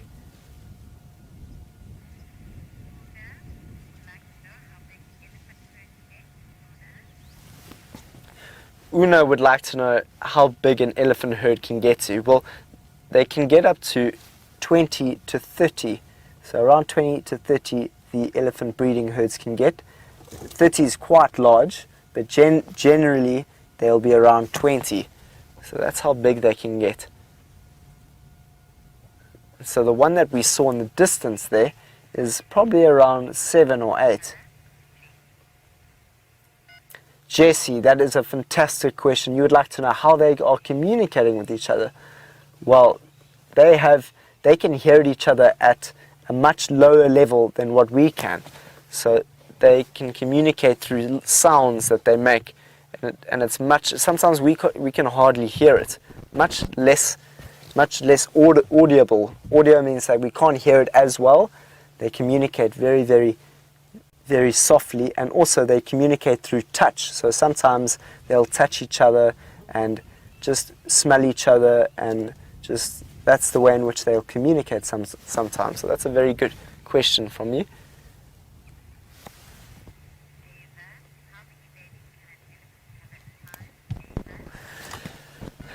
Ava would like to know how many babies an elephant can have at a time. So it's generally around one elephant calf at a time, and that is around the times of the year when it's raining. So November is the sort of time that an elephant will have a youngster, and that is because that's when it's raining the most, and that's when the grasses will be nice, thick and green. The trees will have lots of leaves in it, and the youngster has a lot of food to feed on.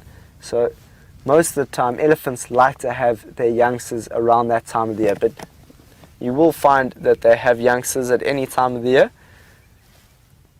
And that's like some of the other antelope that we get here, such as the impala, which hopefully we can show you what an impala looks like. They like to have their babies in November during the rainy season as well. Oh, sorry about that. I made it shake. Alyssa is asking if we see an injured, I think that's a question, if we see an injured elephant, would we help it? No, Alyssa, we wouldn't help it purely because it's not our position to help animals. We sometimes get that feeling that we have to help the animals, but they're actually very able to help themselves, and sometimes the elephants will help each other in situations that are quite tough at times. So let's have a look at this elephant.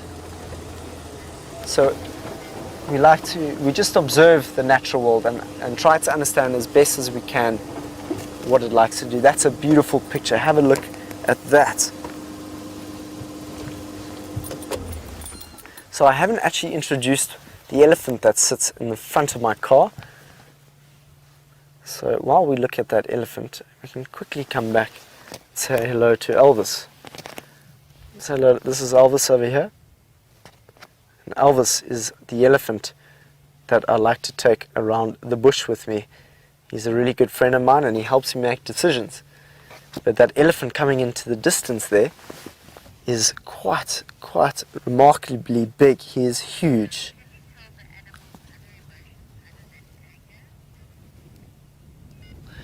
Will's asking about emotions. Can you tell what the different emotions are when you come across elephants? And that's also a very good question. Wow, you guys are asking some great questions this afternoon.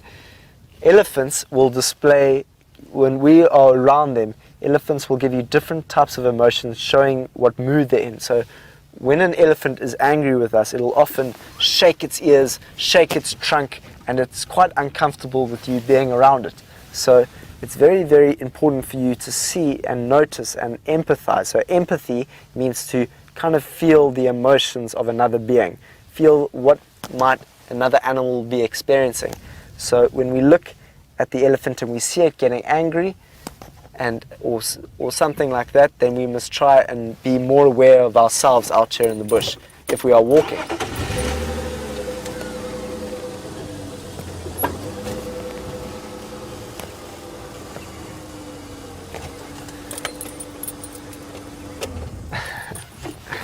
So we've had 2 drives this afternoon. It's been very exciting. We've seen 2 big breeding herds of both elephants and buffalo, so it's been an exciting afternoon. Just one thing, don't just go touching plants that have thorns on them, because it's quite dangerous. You might hurt yourself. And don't just eat plants, because they might have some poisonous in them. So just be careful when going out into your bush, but learn about it. It's always exciting. Go out into your backyard, learn some of your plants, ask an adult, ask your parents or your teachers, what kind of plant is this? Can I eat this berry? Don't just eat the berry. So those are just a few things. We just want to say goodbye to you all and say goodbye to the little thumb. How exciting was he? Eh? So we found that little spider that was jumping. Otherwise, it's been fantastic. Let's go off to James. Enjoy the rest of your morning wherever you are.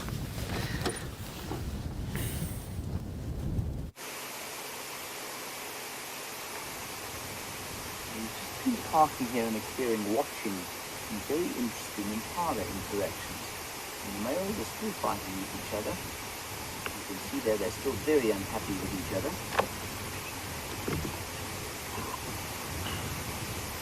Any problem with the audio there, David? Slight problem, Slight problem. Anything now? Okay. Right, we should be okay now. Rebecca, how's that? Any sound?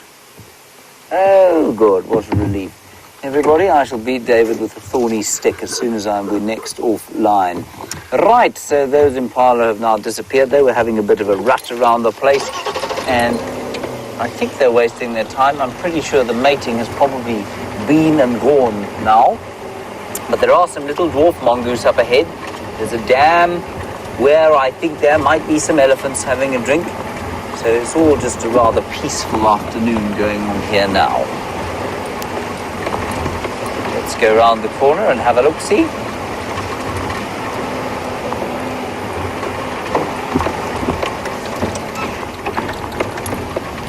Now, where are these dwarf mongooses? I saw them knocking about here. Jack's coming.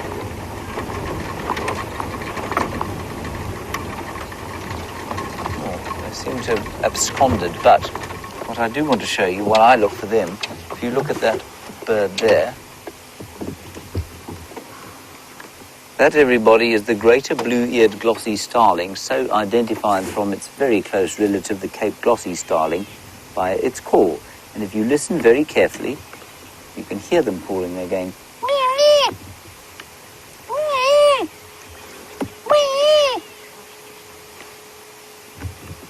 Can you hear that?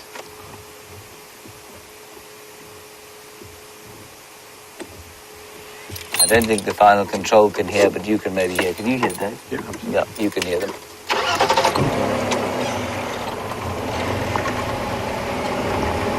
Alrighty, let's go around the corner. There are some elephants. Oh, a big herd of elephants coming down towards Sydney's dam. Lake Sydney.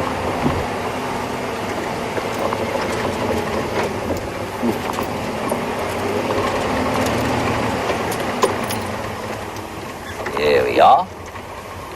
That's very nice. Look at that.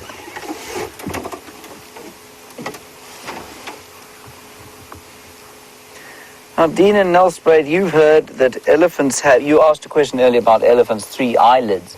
You said they've got 3 eyelids, and you've heard that they are therefore able to keep their eyes open underwater like crocodiles. Dean, I have to say, I think that sounds a fairly tall story. They swim to keep cool. That's why elephants swim. They also swim for pleasure, I think, sometimes. but they don't swim for any other reason than that. And there are many, many animals that swim to keep cool, many of them getting on with it very easily, the hippo being one very good example, without a complicated set of crocodilian eyelids. So, Dina, I'm going to say that I don't think that it is the case. Jeepers, look at that. There's another elephant there. The closest one to us is also missing a piece of her trunk. And I don't think that's our normal half or third trunk female. No, it's not. It's a youngster. It's interesting. So Jamie had a half-trunk bull yesterday. We know our very favourite cow with her sort of third missing trunk. And there's a much younger one with a piece of trunk missing. It's a bit sad. But they actually get on with it just fine. They survive somehow. The animals out here are incredibly resilient. And just speaking of crocodiles with Dean there, I have seen crocodiles here. Some of you doubting Thomases don't believe me. But I have definitely seen at least one crocodile knocking about in this water. I don't see any at the moment. Isn't that a peaceful scene? That's the most peaceful scene you could ever hope to have in the bush.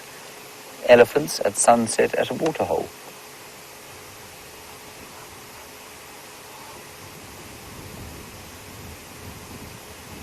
Oh, Joe, you want to know where the ear canal is? You say, can you actually identify it? Absolutely you can, Joe. The ear canal is in front of the ear, so it's not behind that flap, it's in front of the flap in exactly the same way as your ear canal is just in front of the flap. And I mean, we need to get a little bit closer, but it's basically the very dark bit there where the ear is bending forward. That's the start of the ear canal, Joe. And it goes down into the middle of the ear from there. So in exactly the same way as your ear opening and canal is on the outside, so it is with the elephants.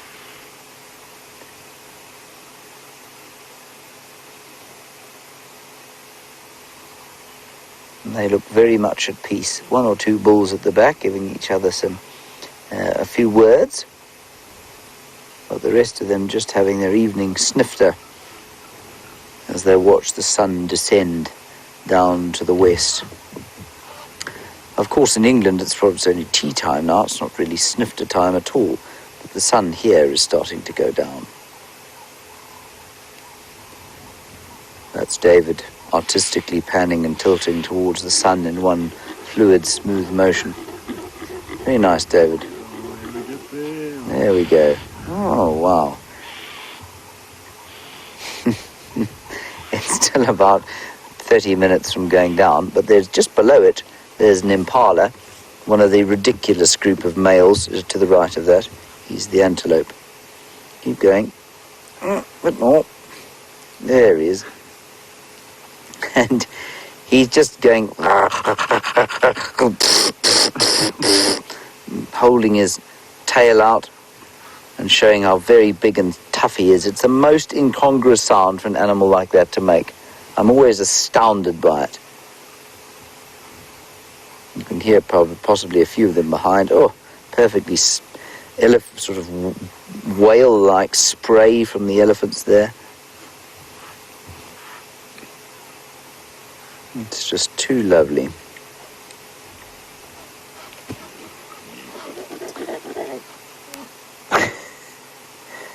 Actually, I'm not laughing at your question. I'm just laughing at the noise these impala are making all around us. You say, do bulls go into must at a specific time of year? Actually, they don't. They can go into must at any time. They're not seasonal breeders at all, so the females go into estrus also at any time of year. And then they give birth, well, obviously 22 months after they've mated. But they don't go into must at any specific time of year. Just hold on 1 second, sorry. Go again, Tex.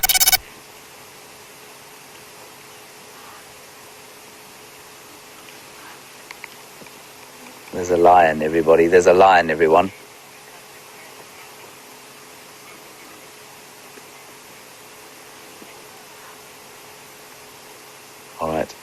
just going to quickly try and find out what's going on the Game Drive radio.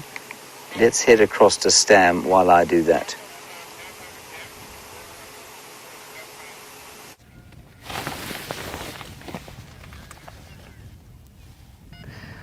So we literally have not moved a muscle since you were last with us, just because we saw that sun dipping behind this beautiful tree here.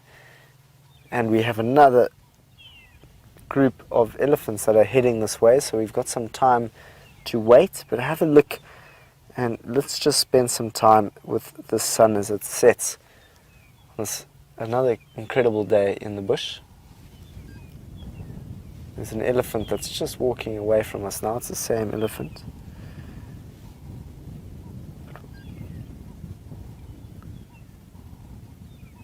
But we will be patient for the next breeding herd that will come through a little bit later.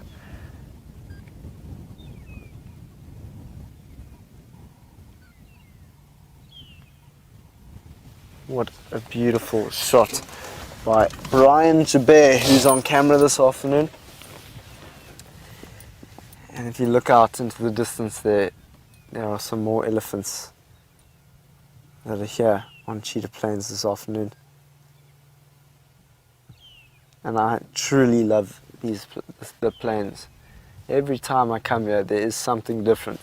Even if there aren't any animals such as lions, leopards, or cheetah, or elephants, there are some incredible species of birds. And I know that James Richard has been asking to see some birds, but we've just bumped into two very big breeding herds of both buffalo and elephants that created such a magical sighting.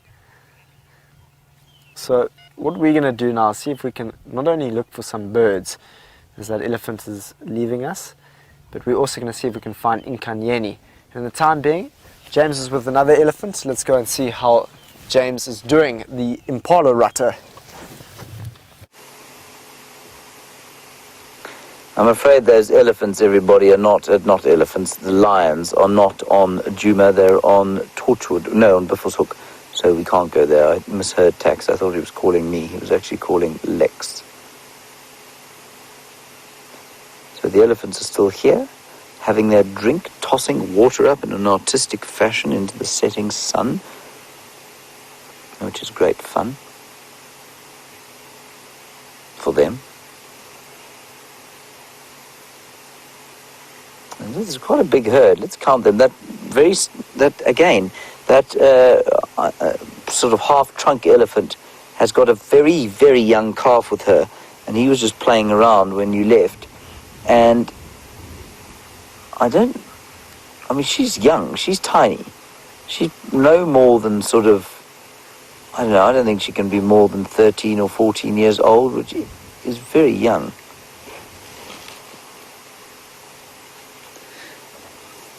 And Sarah, you want to know how old I think that tiny elephant is? I think under a year. If you look carefully, you can see there, although we're not that close, you can see that that little elephant will be able to fit under her belly. Now, she's only about 12 or 13 years old, and that elephant can still fit under her belly, and so I'd say probably no more than 3 months. Maybe 4 or 5, but I think around 3. That's fairly non-committal, I know, but at this distance, I'm afraid I can't be any more committal than that. The general rule of thumb, though, is that an elephant can fit under its mother's belly until the baby is a year old. Now, maybe she's a little bit older. She's just got small trunks. That's grief.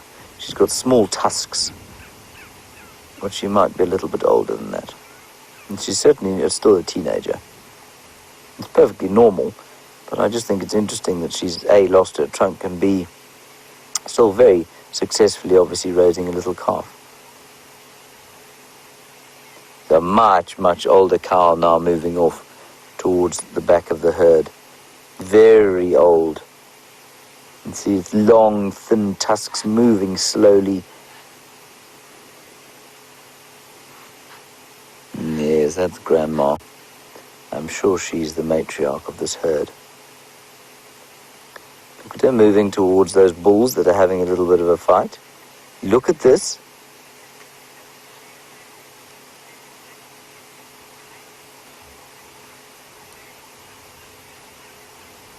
look at that.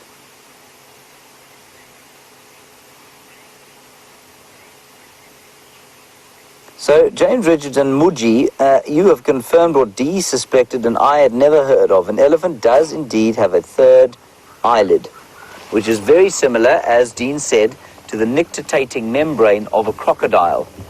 And the nictitating membrane of the crocodile, of course, does protect its eyes from water and from, whoa, incoming everybody, take cover. Which it does, excuse me. It's a game counting helicopter, and the elephants are off. Look, look, look. They don't like that at all. I'm sure they're just counting the elephants there, everyone.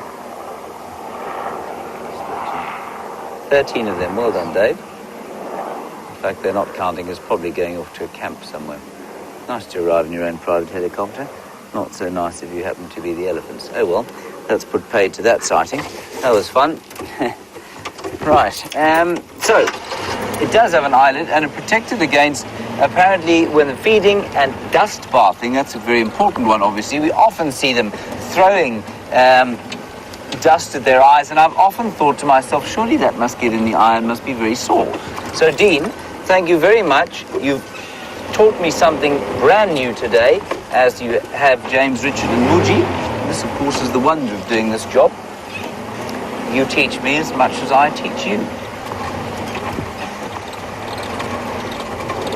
So it's very obvious in a crocodile. I mean, you can actually see the thing going across the eye and opening out again, and it's called a nictitating membrane. And that is, it's like a set of goggles when they're swimming in the water.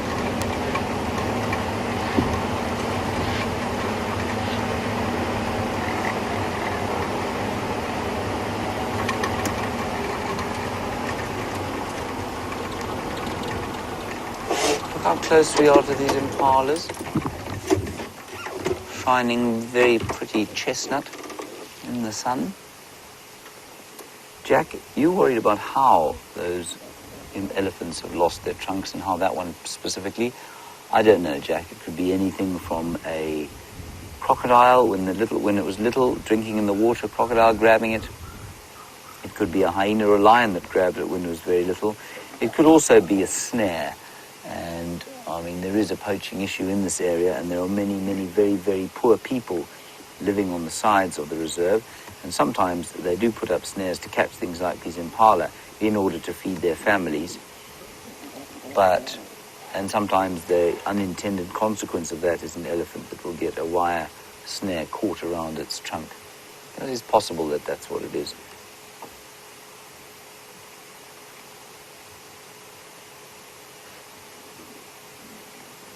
Look at these males, you can hear them all going chasing each other, chasing the females. This is the most ridiculous sound.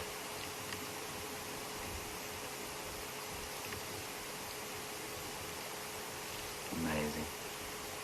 And the females all, it's so reminiscent of watching males posturing or men posturing to each other and women going, oh, God, look at that, look, here we go again.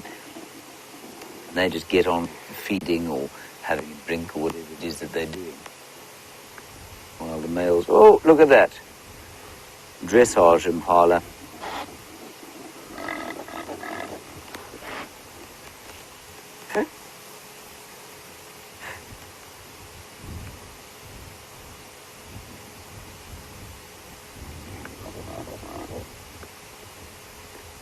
Probably been chasing each other around this clearing for all day long. They're not eating. You can see all the females trying to eat. There's a duiker coming through the middle of the herd. Can you see that? Mm-hmm. That's it. Yeah, it's great.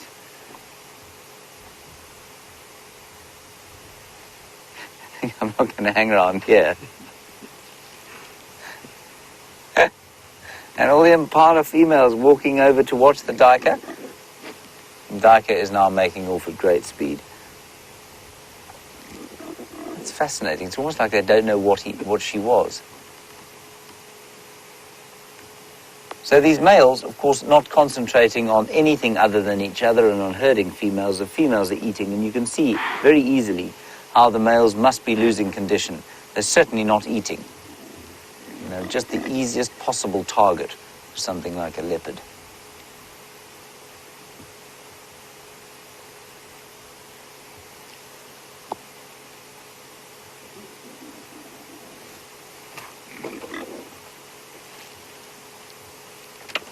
Alrighty, let's move on. Let's press on from here.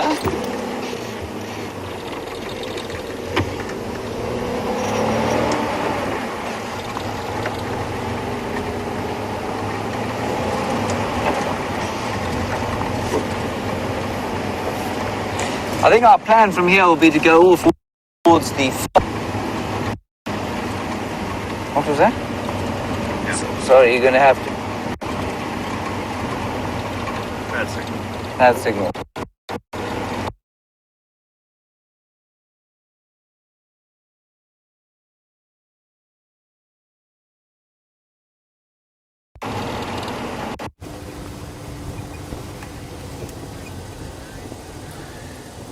So we are now on the track for Nkanyeni.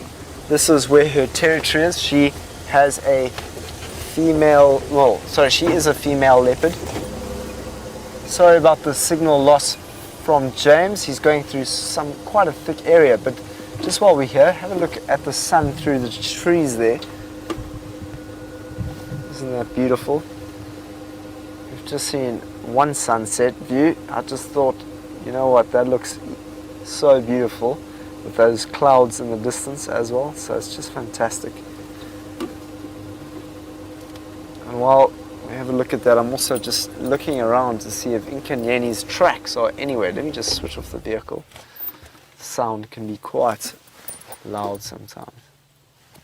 So there's all sorts of triggers to be able to find a leopard out here. Not only tracks on the ground, but the alarm calls, such as monkeys making a noise, or baboons, or squirrels, or the barks of nyala or bushbuck, kudus. So there doesn't seem to be any alarm calls. This is where I saw her for the first time. I so admire her beauty. She is one of the most beautiful leopards I've ever seen. So I hope to see her again. I really, really hope so. But we'll track and go through this area quite slowly, see what we might be able to find. If I see a jackal, I'm going to be very, very happy.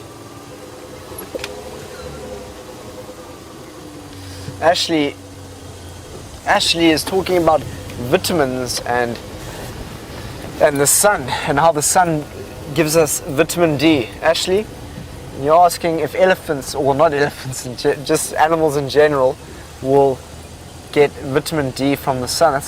Yeah, I'm sure they do. You know, I think most species get vitamin D, as we need vitamin D just to all sorts of. I think vitamin D gives us some of the, what's that name? Serotonin. I think it's serotonin. Yes, that gives us happiness. Sun brings us happiness. So when you were looking at that sunset, maybe that brought you a little bit of happiness. Not only happiness, but you've got to feel the sun. So if you can, you're going outdoors after drive today, have a look for the sun and get some sun on that skin. Not too much, of course. Be careful of the sun, it can burn you. Oh, this is exciting. We've got some animals through the thicket here. We're going to go quite slowly as we can see them.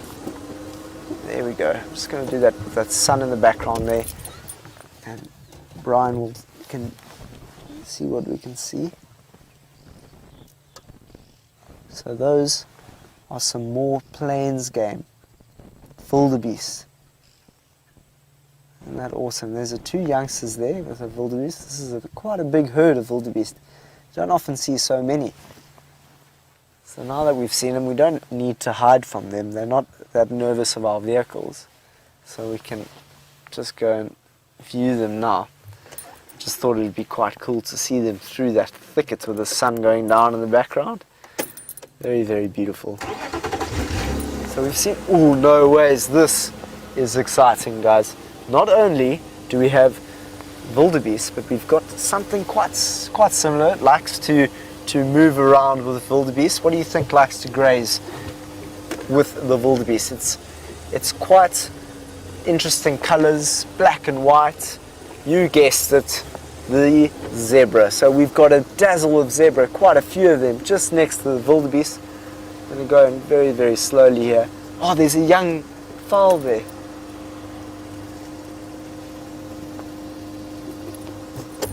So just from a distance, let's view them. See if you can see that young zebra. So this is what you, as I said, you call it a dazzle. It's a dazzle of zebra. So the zebra like to eat the big, thicker grasses. You can see the youngster there, just second to the front.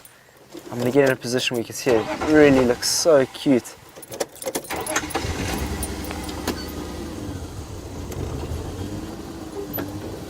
So I don't need to be hiding so far from them. Let's go a little bit closer to them and we can view them from a distance here. There we go. There you can see the youngster quite clearly next to the wildebeest there. Wow, isn't that cool? So you got a wildebeest there and a zebra. So as I said, the zebra like to eat the thicker, bulkier grasses, and the wildebeest like to eat the shorter grasses. So the wildebeest like to walk behind the zebra after they've grazed the bulky grasses. So that's what we call ecosystem succession. Incredible. And there goes the sun as we watch this. Let's get a backdrop of that sun with the zebra and the wildebeest, and then that will just make our day. Amazing. Can't quite see everything, but you'll get to see that sun going down, and you know those zebra and those giraffes are in the open area there. What a fantastic afternoon. We've seen so many different animals. So let's watch it go down. And think about what are you so grateful about what you had today, what you've had in the last few days, as we watch the sun go down.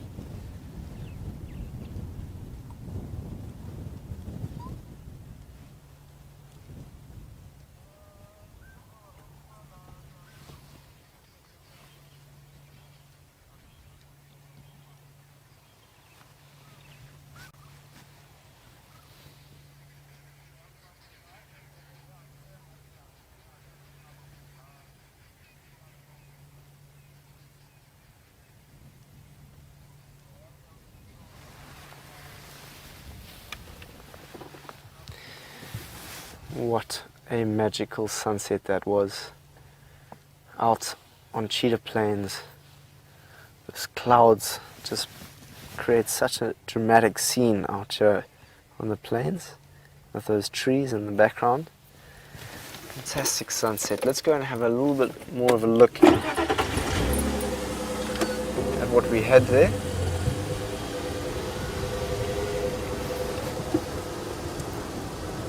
I just want to go on the radio very quickly. I see another vehicle.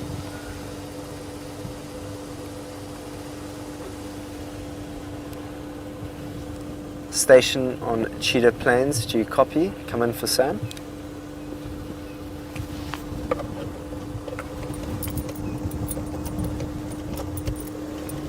So, no one's replying to my message there, but I see another vehicle in front of me. So maybe they've seen something.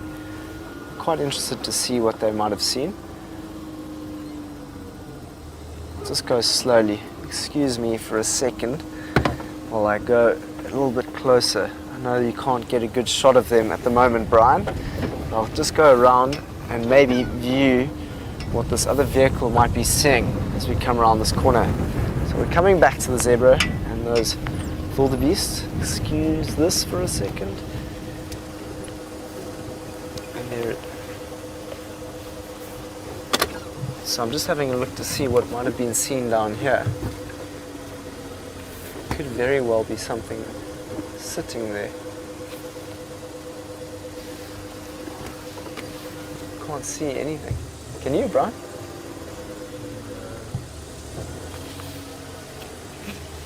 So let's just go towards the wonderful looking zebra and wildebeest that are just in front of us.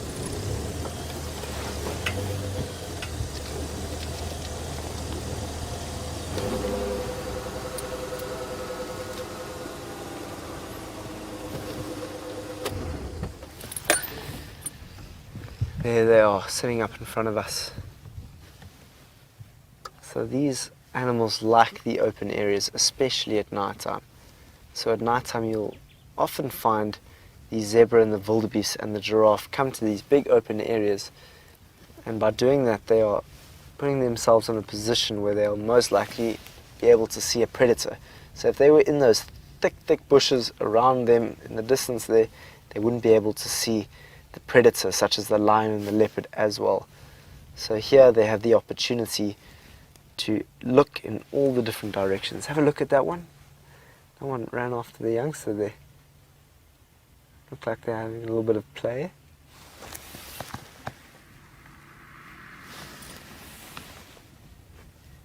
So more eyes means more protection out here in the bush. I can't believe how many animals we've seen on Cheetah Plains this afternoon. We've seen, look how big this group of zebra are. There must be at least 20 here, 15 to 20 zebra.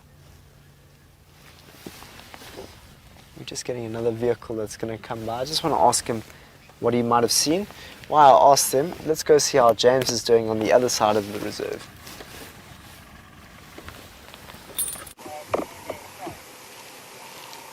We've come towards Buffelshoek Dam, everybody, and yet again there are more elephants. And we're just going to ease past two young bulls here.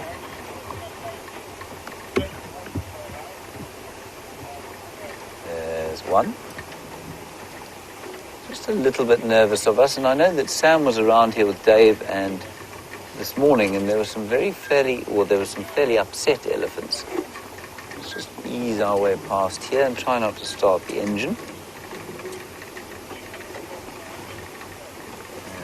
There we'll get a nice view of this young bull.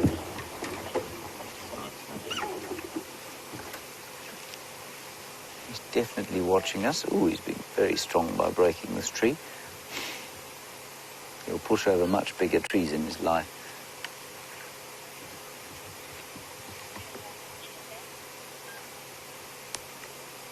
That's a big little knobthorn tree. It's a knobthorn sapling that unfortunately is not going to maintain its sort of physique that it has now. It's going to have to adapt like so many of its kin.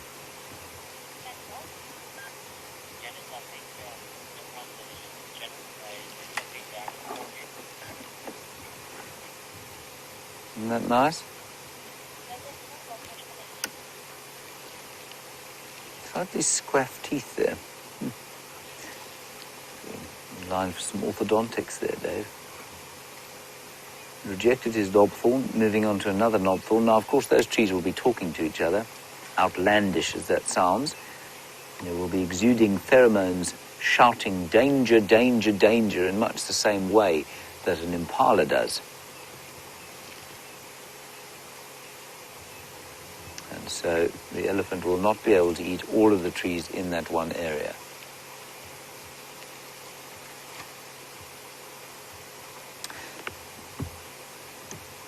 Now, Gail, in Rhode Island, you ask a fascinating question about basically the ethnobotany, if you like, of animals, and whether they self-medicate.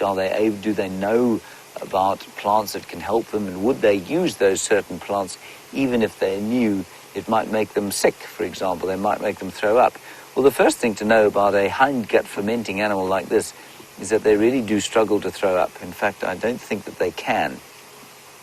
Certainly that's why a horse gets a very common disease or very common complaint called colic.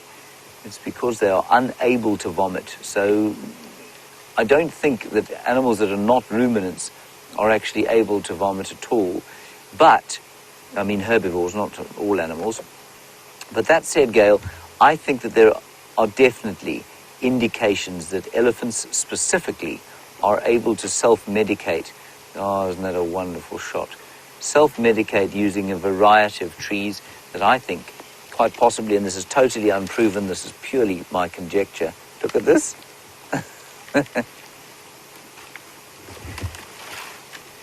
This is why an elephant is a keystone species, everybody, modifying the shape of the vegetation profoundly. Oh, that's great. Look at the colors there.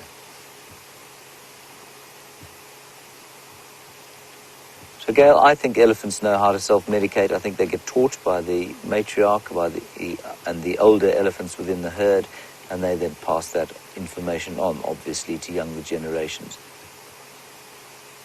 I've certainly seen elephants selecting very specific plants, depending on the time of year. Obviously, the time of year does have quite a lot to do with it. So he just bent that tree a bit. Now he's picking off the bits that he can reach slightly more easily. But that tree is having an awful time.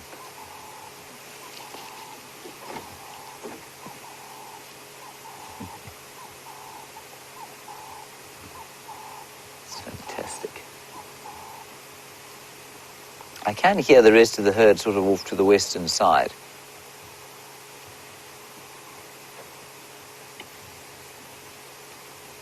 Hello, Panky. Panky. You've heard that elephants don't like oxpeckers. You're absolutely right, they don't. And what do they do about the ticks? Well, Panky, I read the other day, much the same as you heard, that elephants don't like oxpeckers. They don't get nearly as many ticks on them as other animals because they don't have sweat glands. Now, that means, of course, that the ticks probably aren't as attracted to them. The ticks can't get as much nutrition, and they've got very, very thick skin as well. And those things combined mean that the ticks are just not very common on elephants. And you can see that. I mean, we look at elephant skin in great detail very often, and we very, very seldom see any kind of ticks on them. The exceptions will be where there are obvious openings, like at the bottom. And we saw an elephant the other day that looked like it had had its tail bitten off by a number of ticks. And so I think that's what happened there. But they don't tolerate oxpeckers, apparently. But I think far more than that. I just don't think the ticks are able to get at them in the same way that they can the buffalo or the nyala or impala or wildebeest or other animals like that. And certainly I found ticks in the mud where rhino had been wallowing. So rhino will sometimes wallow, then they'll go off and they'll scratch themselves when the mud is dry on trees, and you can actually find the ticks embedded in that mud. But I've never seen that with elephants.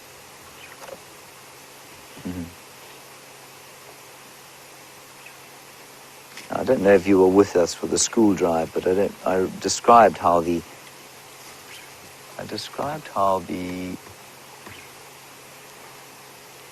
bark of a marula tree breaks off in chips. And this bull is just showing you that the acacias have not managed to adapt that cleverly. You can see it's coming off in strips, and so it's much easier for an elephant to debark an acacia tree than it is for it to debark a marula tree. Mary Ellen, a nice one from you. Do elephants have favorite trees to push over? I don't think it's so much as favorite trees to push over, Mary Ellen. I think it's got largely to do with favorite trees to eat. Knob thorns, especially when they produce their flowers in September time, they get hammered. They often get pushed over. I think they're easier to push over. Their leaves are nutritious, and so they get pushed over a lot more than some of the other trees do. And certainly some of the bigger trees are more bendy. They don't kind of snap in the same way that the knobthorn trees do.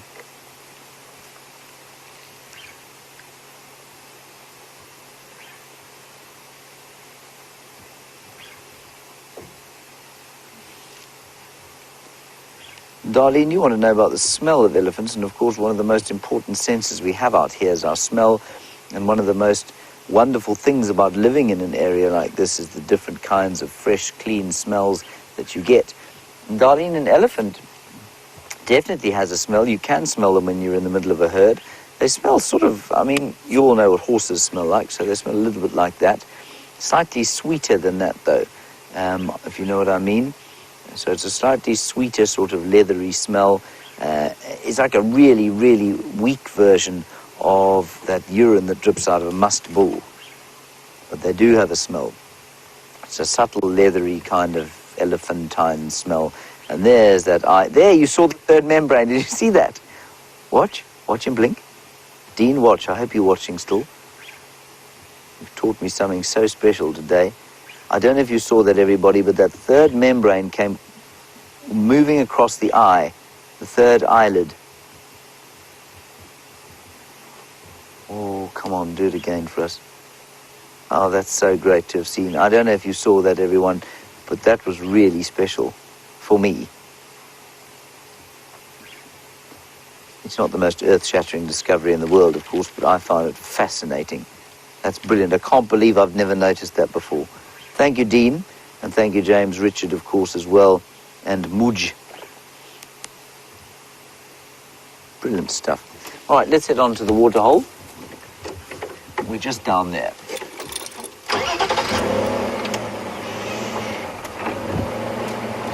Hello, Frank. Sorry, I'm not beating myself, self-flagellating. I'm trying to get rid of flies, endless plethora of flies. Frank, I've spoken about smell and I've spoken about sight and hearing today, and you want to know what the most important sense is for an animal out here in order to avoid danger, sight, smell, or hearing. Frank, let's just stop over here. There's a hippopotamus, which I think Sam showed you earlier today. I was kind of hoping a lion might pop out here. Might still. Frank, you'll find that they're all equally as important, and it will depend very much on the species. You'll find the larger the species, probably the less they rely on their eyes. I'm just saying that because I know rhino have pretty bad eyesight, but elephants and buffalo have pretty good eyesight. I think the thicker the bush, the more they will rely on their ears. So we know that kudu and nyala and bushbuck have got outlandishly sized ears, for their size of body. So that's very important for them. But they still have very good ears, at least eyes. And animals that live in the clearings will have perhaps proportionately better eyes. But they all rely on smell, and they can all smell infinitely better than we can. And if you're viewing animals on foot, the first thing you do, rather than check if they can see you or hear you, is whether they can smell you. And you do that by sort of testing the wind, basically. And even if there's the slightest breeze that is almost undetectable to us, if you dab a bit of ash in the air, you can see the air moving. And that is often enough for an animal to pick you up and smell your human scent. So we had a favourite time of the day this morning, just before the sun came up, and now my second favourite time of the day, just after the sun has gone down.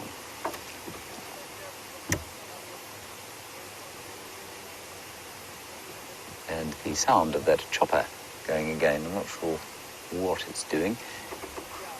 And there are some Egyptian geese. Now these two geese, if they're the same ones, of course, are the worst parents at Djuma. They lost all 7. In fact, I think they lost 2 clutches of little goslings. They were all around Christmas time, so they had a dreadful holiday season last year. And with any luck, they'll do a bit better this time round.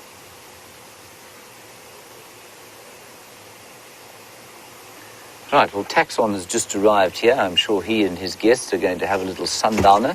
While they do that, we'll move on and give them some privacy here at the dam and go and find what else we can. There you can see him just underneath the torchwood tree at the end of the dam.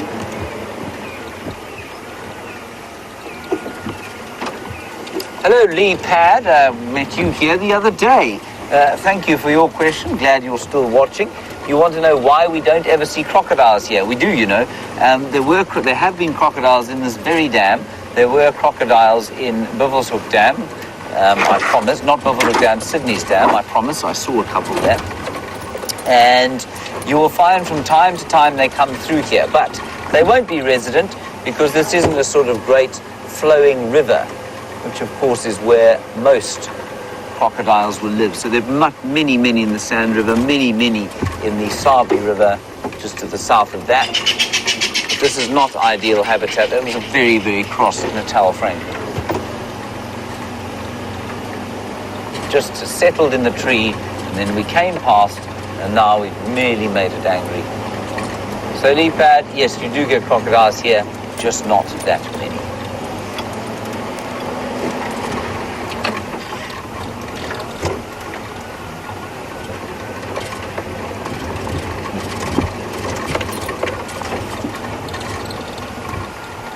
Hello, Anne.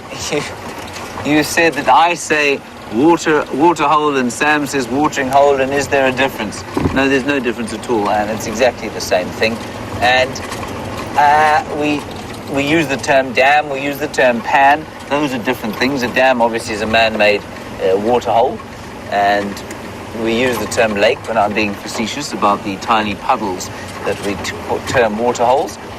But normally, yes, water hole and watering hole is an all-encompassing word, either of them, for any kind of place where an animal can come and get water.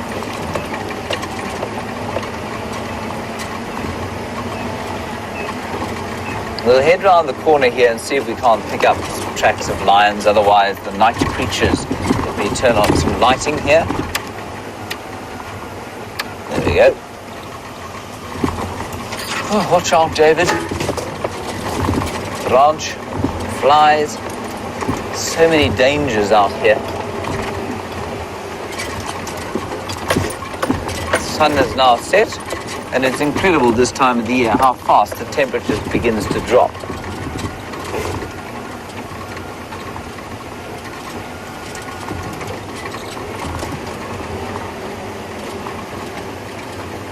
Now, Ashley, as I said, the temperature is dropping and the winter is coming upon us. You want to know what's the outlook for winter water-wise? Well, of course, long-term weather predictions are 99% useless because there are so many variables in play that it's almost impossible to understand them all. And one change in variable can result in a completely skewed prediction. So we don't know what the weather outlook for winter is. As far as water goes, you say, did we have enough rain this year? We had very little rain this year. We probably had a third of what we normally do, probably only about 8 inches or so, maybe 10 inches, which is not a lot. And so the winter, which is our dry season, is looking pretty bleak. I don't think we're going to have a very easy time of it. Well, I mean, as humans, we'll probably be okay, but I think the animals, unless we get winter rain, are going to really struggle, and I don't see why we should get winter rain. But we might. We had some very strange rain the other day, and I have been around here when it's rained in July. A bit of a fright there. A drongo flew up out of the bushes.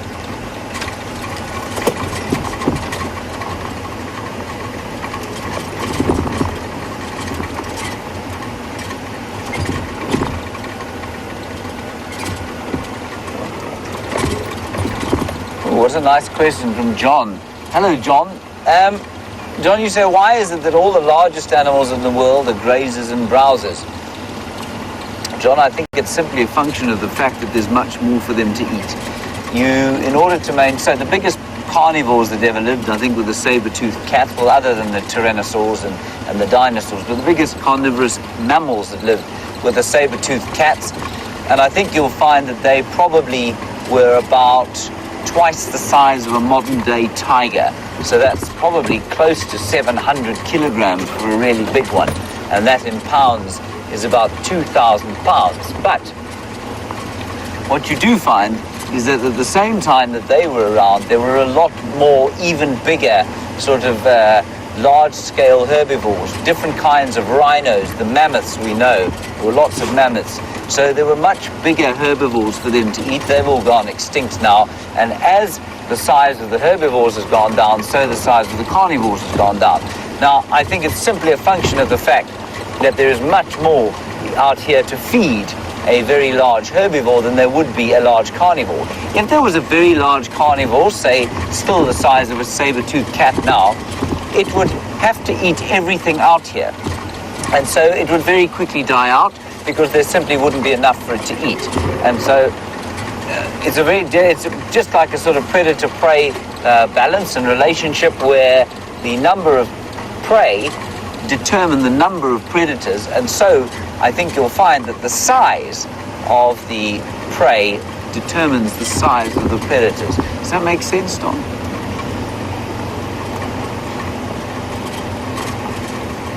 Haven't thought about that before. That's really good. Thank you. Right, it's quite dark now. And while we try and figure out what's going on out here, let's head across to Sam Wise and see where he is.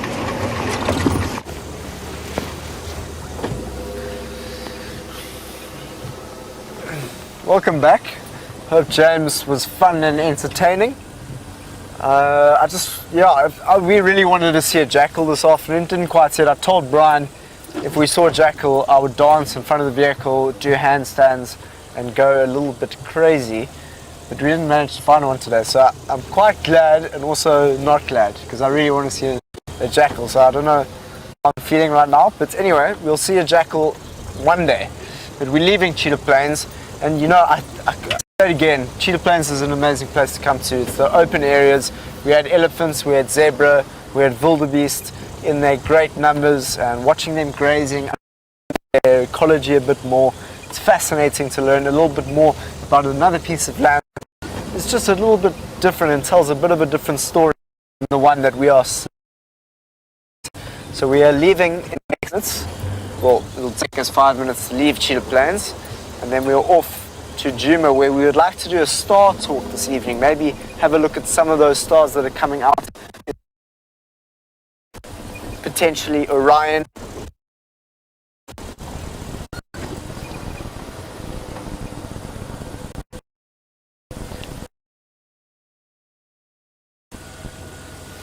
I think there might be something in the trees here. Hold on, I thought I saw a bush baby.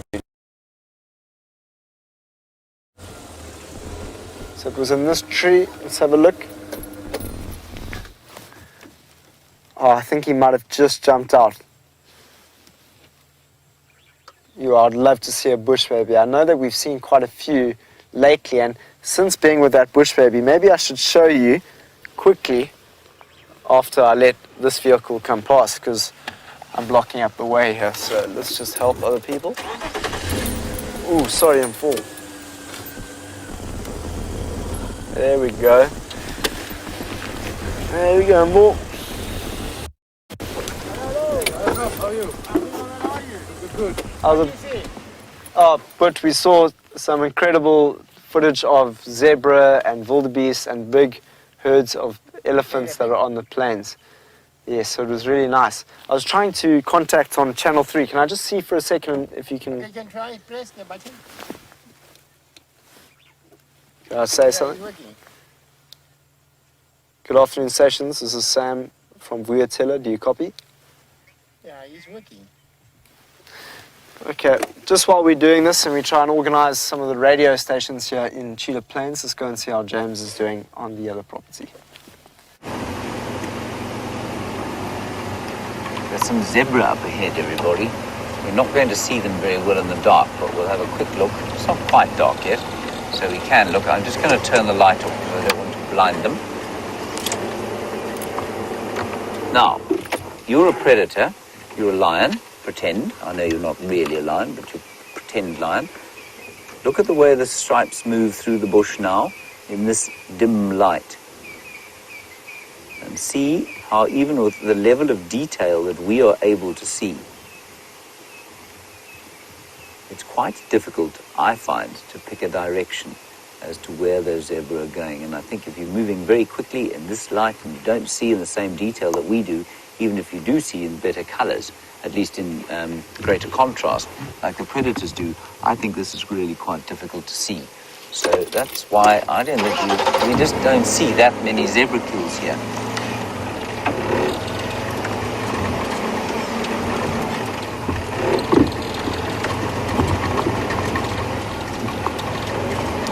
There is the evening star, which I don't, well, we might be able to show you this star with this camera. So, I know Sam was asking about doing the stars. We don't have the right camera for it, I'm afraid. That is Jupiter over there, and that's why it's so bright. And oh yeah, we're not going to see the moons with this camera. Not quite. Not quite, not even close. And there's the moon, the waxing moon. I imagine it will be full in about 2 weeks' time, maybe. No, before that, probably 10 days. There we go. I'm afraid that's all the stars that this camera will be able to do. There we go. And we will definitely do more and more stars as the darkness comes upon us earlier and earlier as we go towards the winter. And there's some lovely stories about the stars from around the world, which I shall try and learn. Not that many local stories, which is interesting.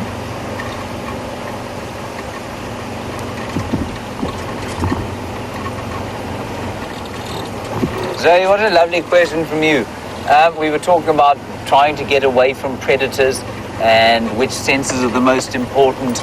And your question is, do any animals ever play dead to get away from predators? Yes, they do. There are a couple of snake species, especially out here, that will what we call feign death. One of them is called a rinkhals, and a rinkhals is a sort of cobra. It's not actually a cobra, it looks like a cobra, and it lives up near Johannesburg. Well, not all of them, but a lot of them live up there. And they will play dead if they're threatened. They kind of lie on the ground and open their mouths. I don't know of a mammal out here that plays dead. Although, that said, I know that it's quite interesting, a bit of a sad story, but when that leopard Sindile, who was a year old when he caught that domestic dog that had rabies, he caught it and it played dead in his mouth. It definitely, as he grabbed it around the neck, it went totally limp. And then he carried it up the tree thinking it was dead and hung it in the tree just like he would a normal kind of kill. And the dog just went totally limp, and you could every so often see it looking up like that, and then it would look down again when it thought it had been spotted. And then when the leopard looked up, or in fact the leopard was chased out of the tree because we didn't want him to eat the dog then got up and ran away. So yes, absolutely, animals will do that. I just don't know that I've ever seen a mammal do it out here. I suspect mongoose do it. Oh, you know, I do know what does it. The honey badger. A honey badger will definitely feign death. So they'll often roll off over to the side and kind of keep one eye open.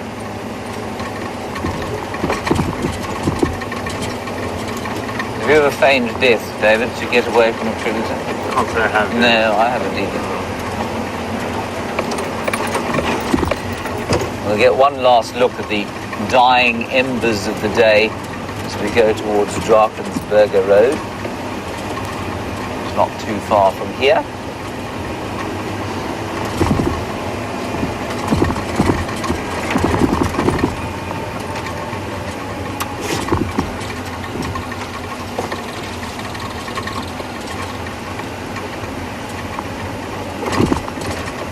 Oh, very nice from Dave as well. There's wonderful stuff coming through here. Are there any animals here that we thought were perhaps extinct that have been rediscovered out here, or that we think may be extinct, or that haven't been seen for a while but we still see signs? Dave, I'm going to get back to you. I can see a shining eye there. Dave, my Dave can't see it because he's just behind. He's not behind the light like I am. Yeah, just keep your there, I can see it again. Just keep your camera trained there. Can you see anything? No. There. I cannot begin to tell you what that is. Hang on. This is going to be quite interesting, Dave. If you take the camera there, just hold it right there and see if you get any eye flashes from your angle. Yes. You've got eye flashes. Yes. Now, I cannot see what that is.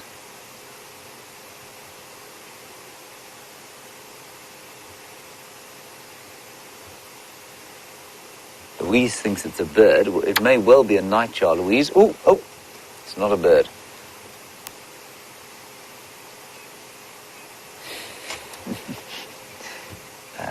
Just keep holding it there, everybody. We will identify this animal. It could could be a genet.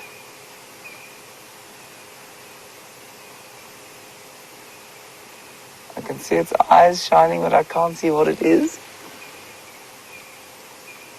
I'm going to go back a little bit. Dave, do you want to keep holding it and just see? Oh, it is a bird. Brilliant, Louise. Well done. It was a nightjar. You see it leap into the air like that, unless it's a flying mammal of some sort, which I don't believe it to be. Brilliant, Louise. Maybe you should be doing this job. So, nightjar, everybody.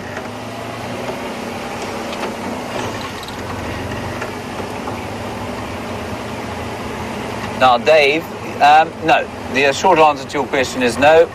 There are no animals here that have been rediscovered that we thought were extinct. I've no doubt if you looked hard enough at the invertebrate life that you probably could find many examples. But in South Africa, no, I don't think so. Not in terms of mammals. Maybe if you looked at some of the bats or frog species, yes, possibly. I'm just trying to think of one further north of us. I imagine there must be examples of mammals in the Central African rainforest where people were so sparse and where very few sort of biologists and researchers go where that has happened. But I can't think of one off the top of my head. Dave, if you can think of an example, let us know. Of course, the Kruger Park has got so much human activity. We've got so much human activity around here that for us to discover an animal that we thought was extinct, that isn't extinct, would be very unusual. Something like a quokka, for example. A quokka was is now an extinct species of zebra. James Richard, you were looking for a nightjar. Well, there you are. Probably, most likely, a fiery-necked nightjar, as opposed to the square-tailed or European. European would have gone. Square-tailed or Mozambican probably also not around at the moment.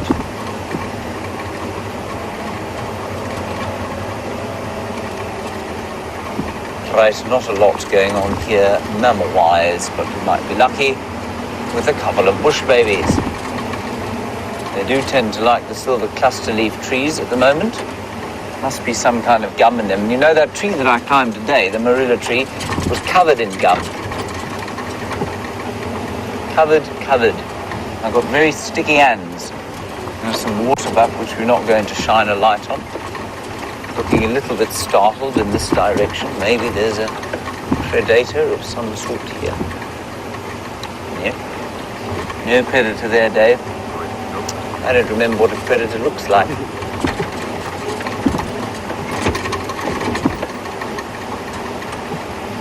Must remember to employ my new spotlighting technique so that I don't light the lens up.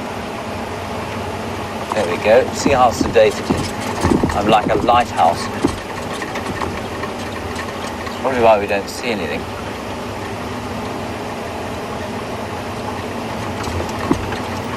Going to go around the corner here and get a last look at the embers of the day and have a listen to the changing of the guard. I don't know if anybody knows what I mean when I say the changing of the guard, but I use it because my family once went to England when we were very little boys, my brother and I, and we insisted on going to Buckingham Palace every single morning that we were in London to watch the changing of the guard with the big brass bands. And that changing of the guard. Serval. Is it a serval? It is. It's, oh my gosh, that's incredible. That's fantastic. Look at its colors. It's just stepped out onto the road in front of us. I cannot believe this. They never stand like this for us, everyone. They're never this relaxed. Look, he's looking for a rodent to eat, and just slinking off into the bush. Coming towards us.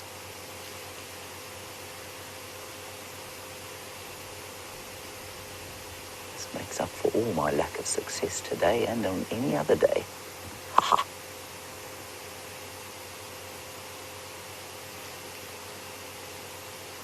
I suspect that'll be the last we see of it, but this one seems to be so confident. Let's just sneak forward. Fantastic.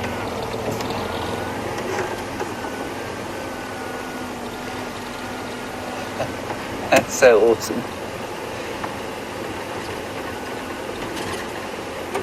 See it again, Dave?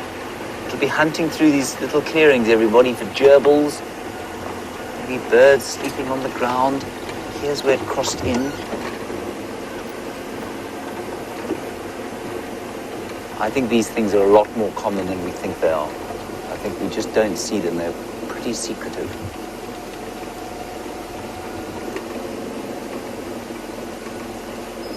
Wow. That was a spectacular serval sighting.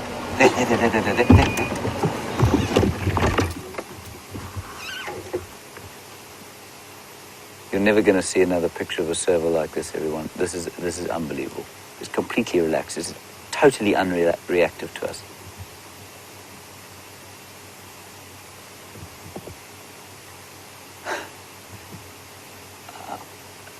What can you say? It's listening. It's got huge ears to listen for rustling in the bushes from any kind of rodent. And they leap high up into the air and then sort of fall down on their potential prey. Like I say, normally rodents.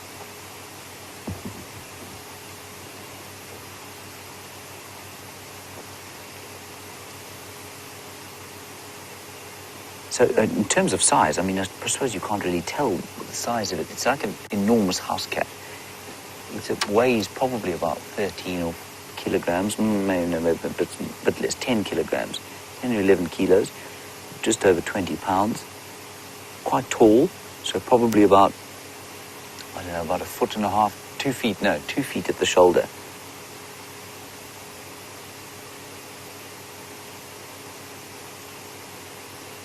But you just look like your house cat, doesn't it? This is awesome. This is unbelievable. I've never seen a serval like this. Just strolled merrily onto the road in front of us.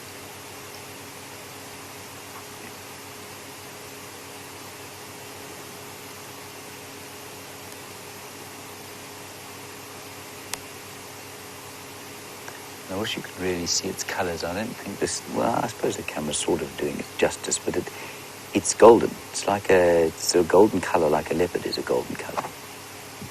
It comes. It's going to come out in front of us. Just try and sneak forward. Of course, this car doesn't sneak anywhere. Yeah, it's not reacting at all to the vehicle. There it is. Completely relaxed. Cannot actually believe this.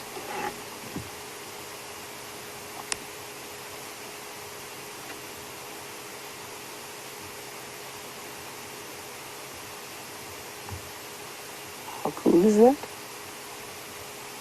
Just sitting pristine and cat-like.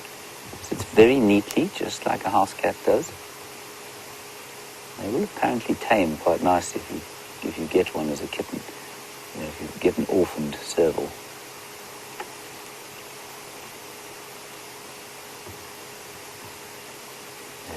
Listening there. Now, we were talking about the senses and the most important senses. For an animal like this, I think you'll find that the most important sense are those ears. They listen for the scurrying of nocturnal rodents in the night.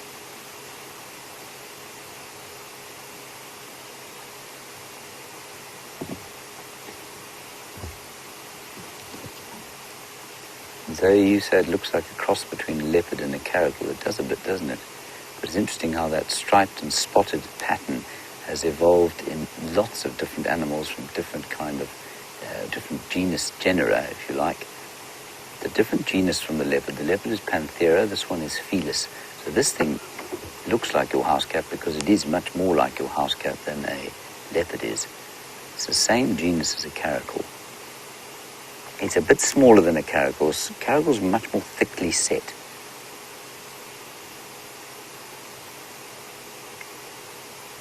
This one, rather than leaping up into the air to catch birds, which I'm sure some of you have seen caracal doing, will leap up and kind of fall down, come out of the sky onto the rodents that it likes to eat.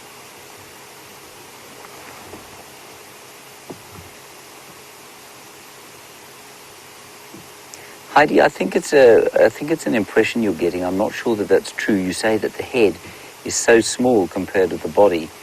It's not really. It's in the same proportions as a house cat would be. Maybe slightly smaller. Oh, yeah, okay, I'll give you that. Not sure why it would be. I guess a bit like a cheetah, which has got a very small head, but I mean, that's specifically for speed. This is absolutely incredible, people. You don't see this. This doesn't happen. Just marking his territory there, his or her. Couldn't begin to tell you what that one was. I'm going to see if we can get one last view around the corner here.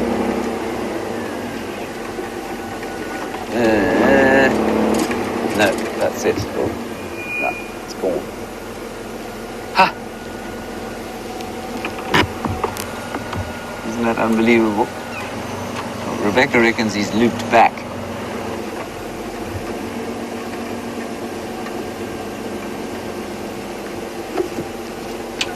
Maybe. Yeah. I think he is in that thicket, actually. I saw some eyes. But I don't see him there. There. Rebecca, how on earth did you manage to see that? Another one for Louise. Apparently it wasn't Rebecca. She's very kindly handed the credit over to Louise, the nightjar spotter, and now serval spotter. Dave, you just tell me when you get a decent picture. Just lost visual. Okay. Yeah, I can see it through there.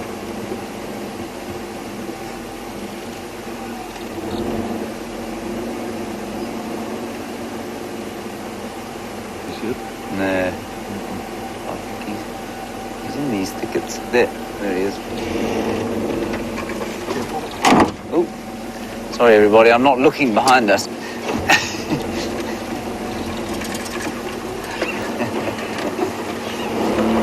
Let's just see if we can find him quickly. If we can't, we'll leave him be.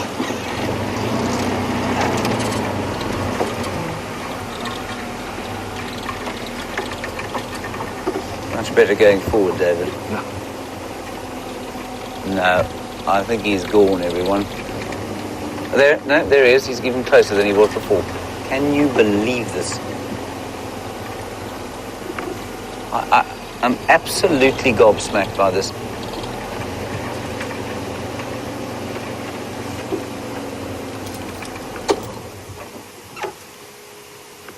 How's this?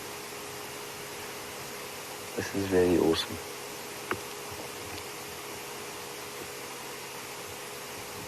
How quietly he walks. And the tail is very short. Rebecca's just noticed, yes, the tail on the caracal and this cat is very short. They're not ambush predators in the same way that the other cats are. They're much more sort of leaping predators, I guess you'd call them. There he goes. He has not so much as looked at us once. Not while I've been talking, not when we start the car. He's completely ignoring us.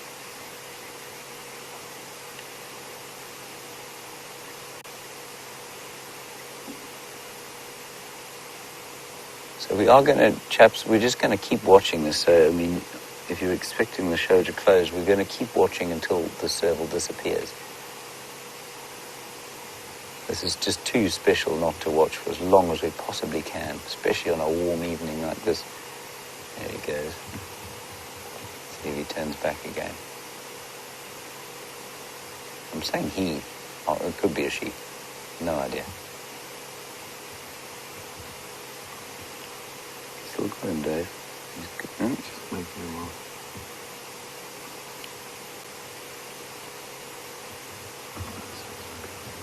His timing was impeccable.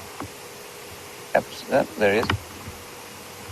Getting off into the darkness there. That's so cool. Wow. All right, everybody, thank you very much. It's been a wonderful, wonderful afternoon. Wow, that's the highlight of my year so far.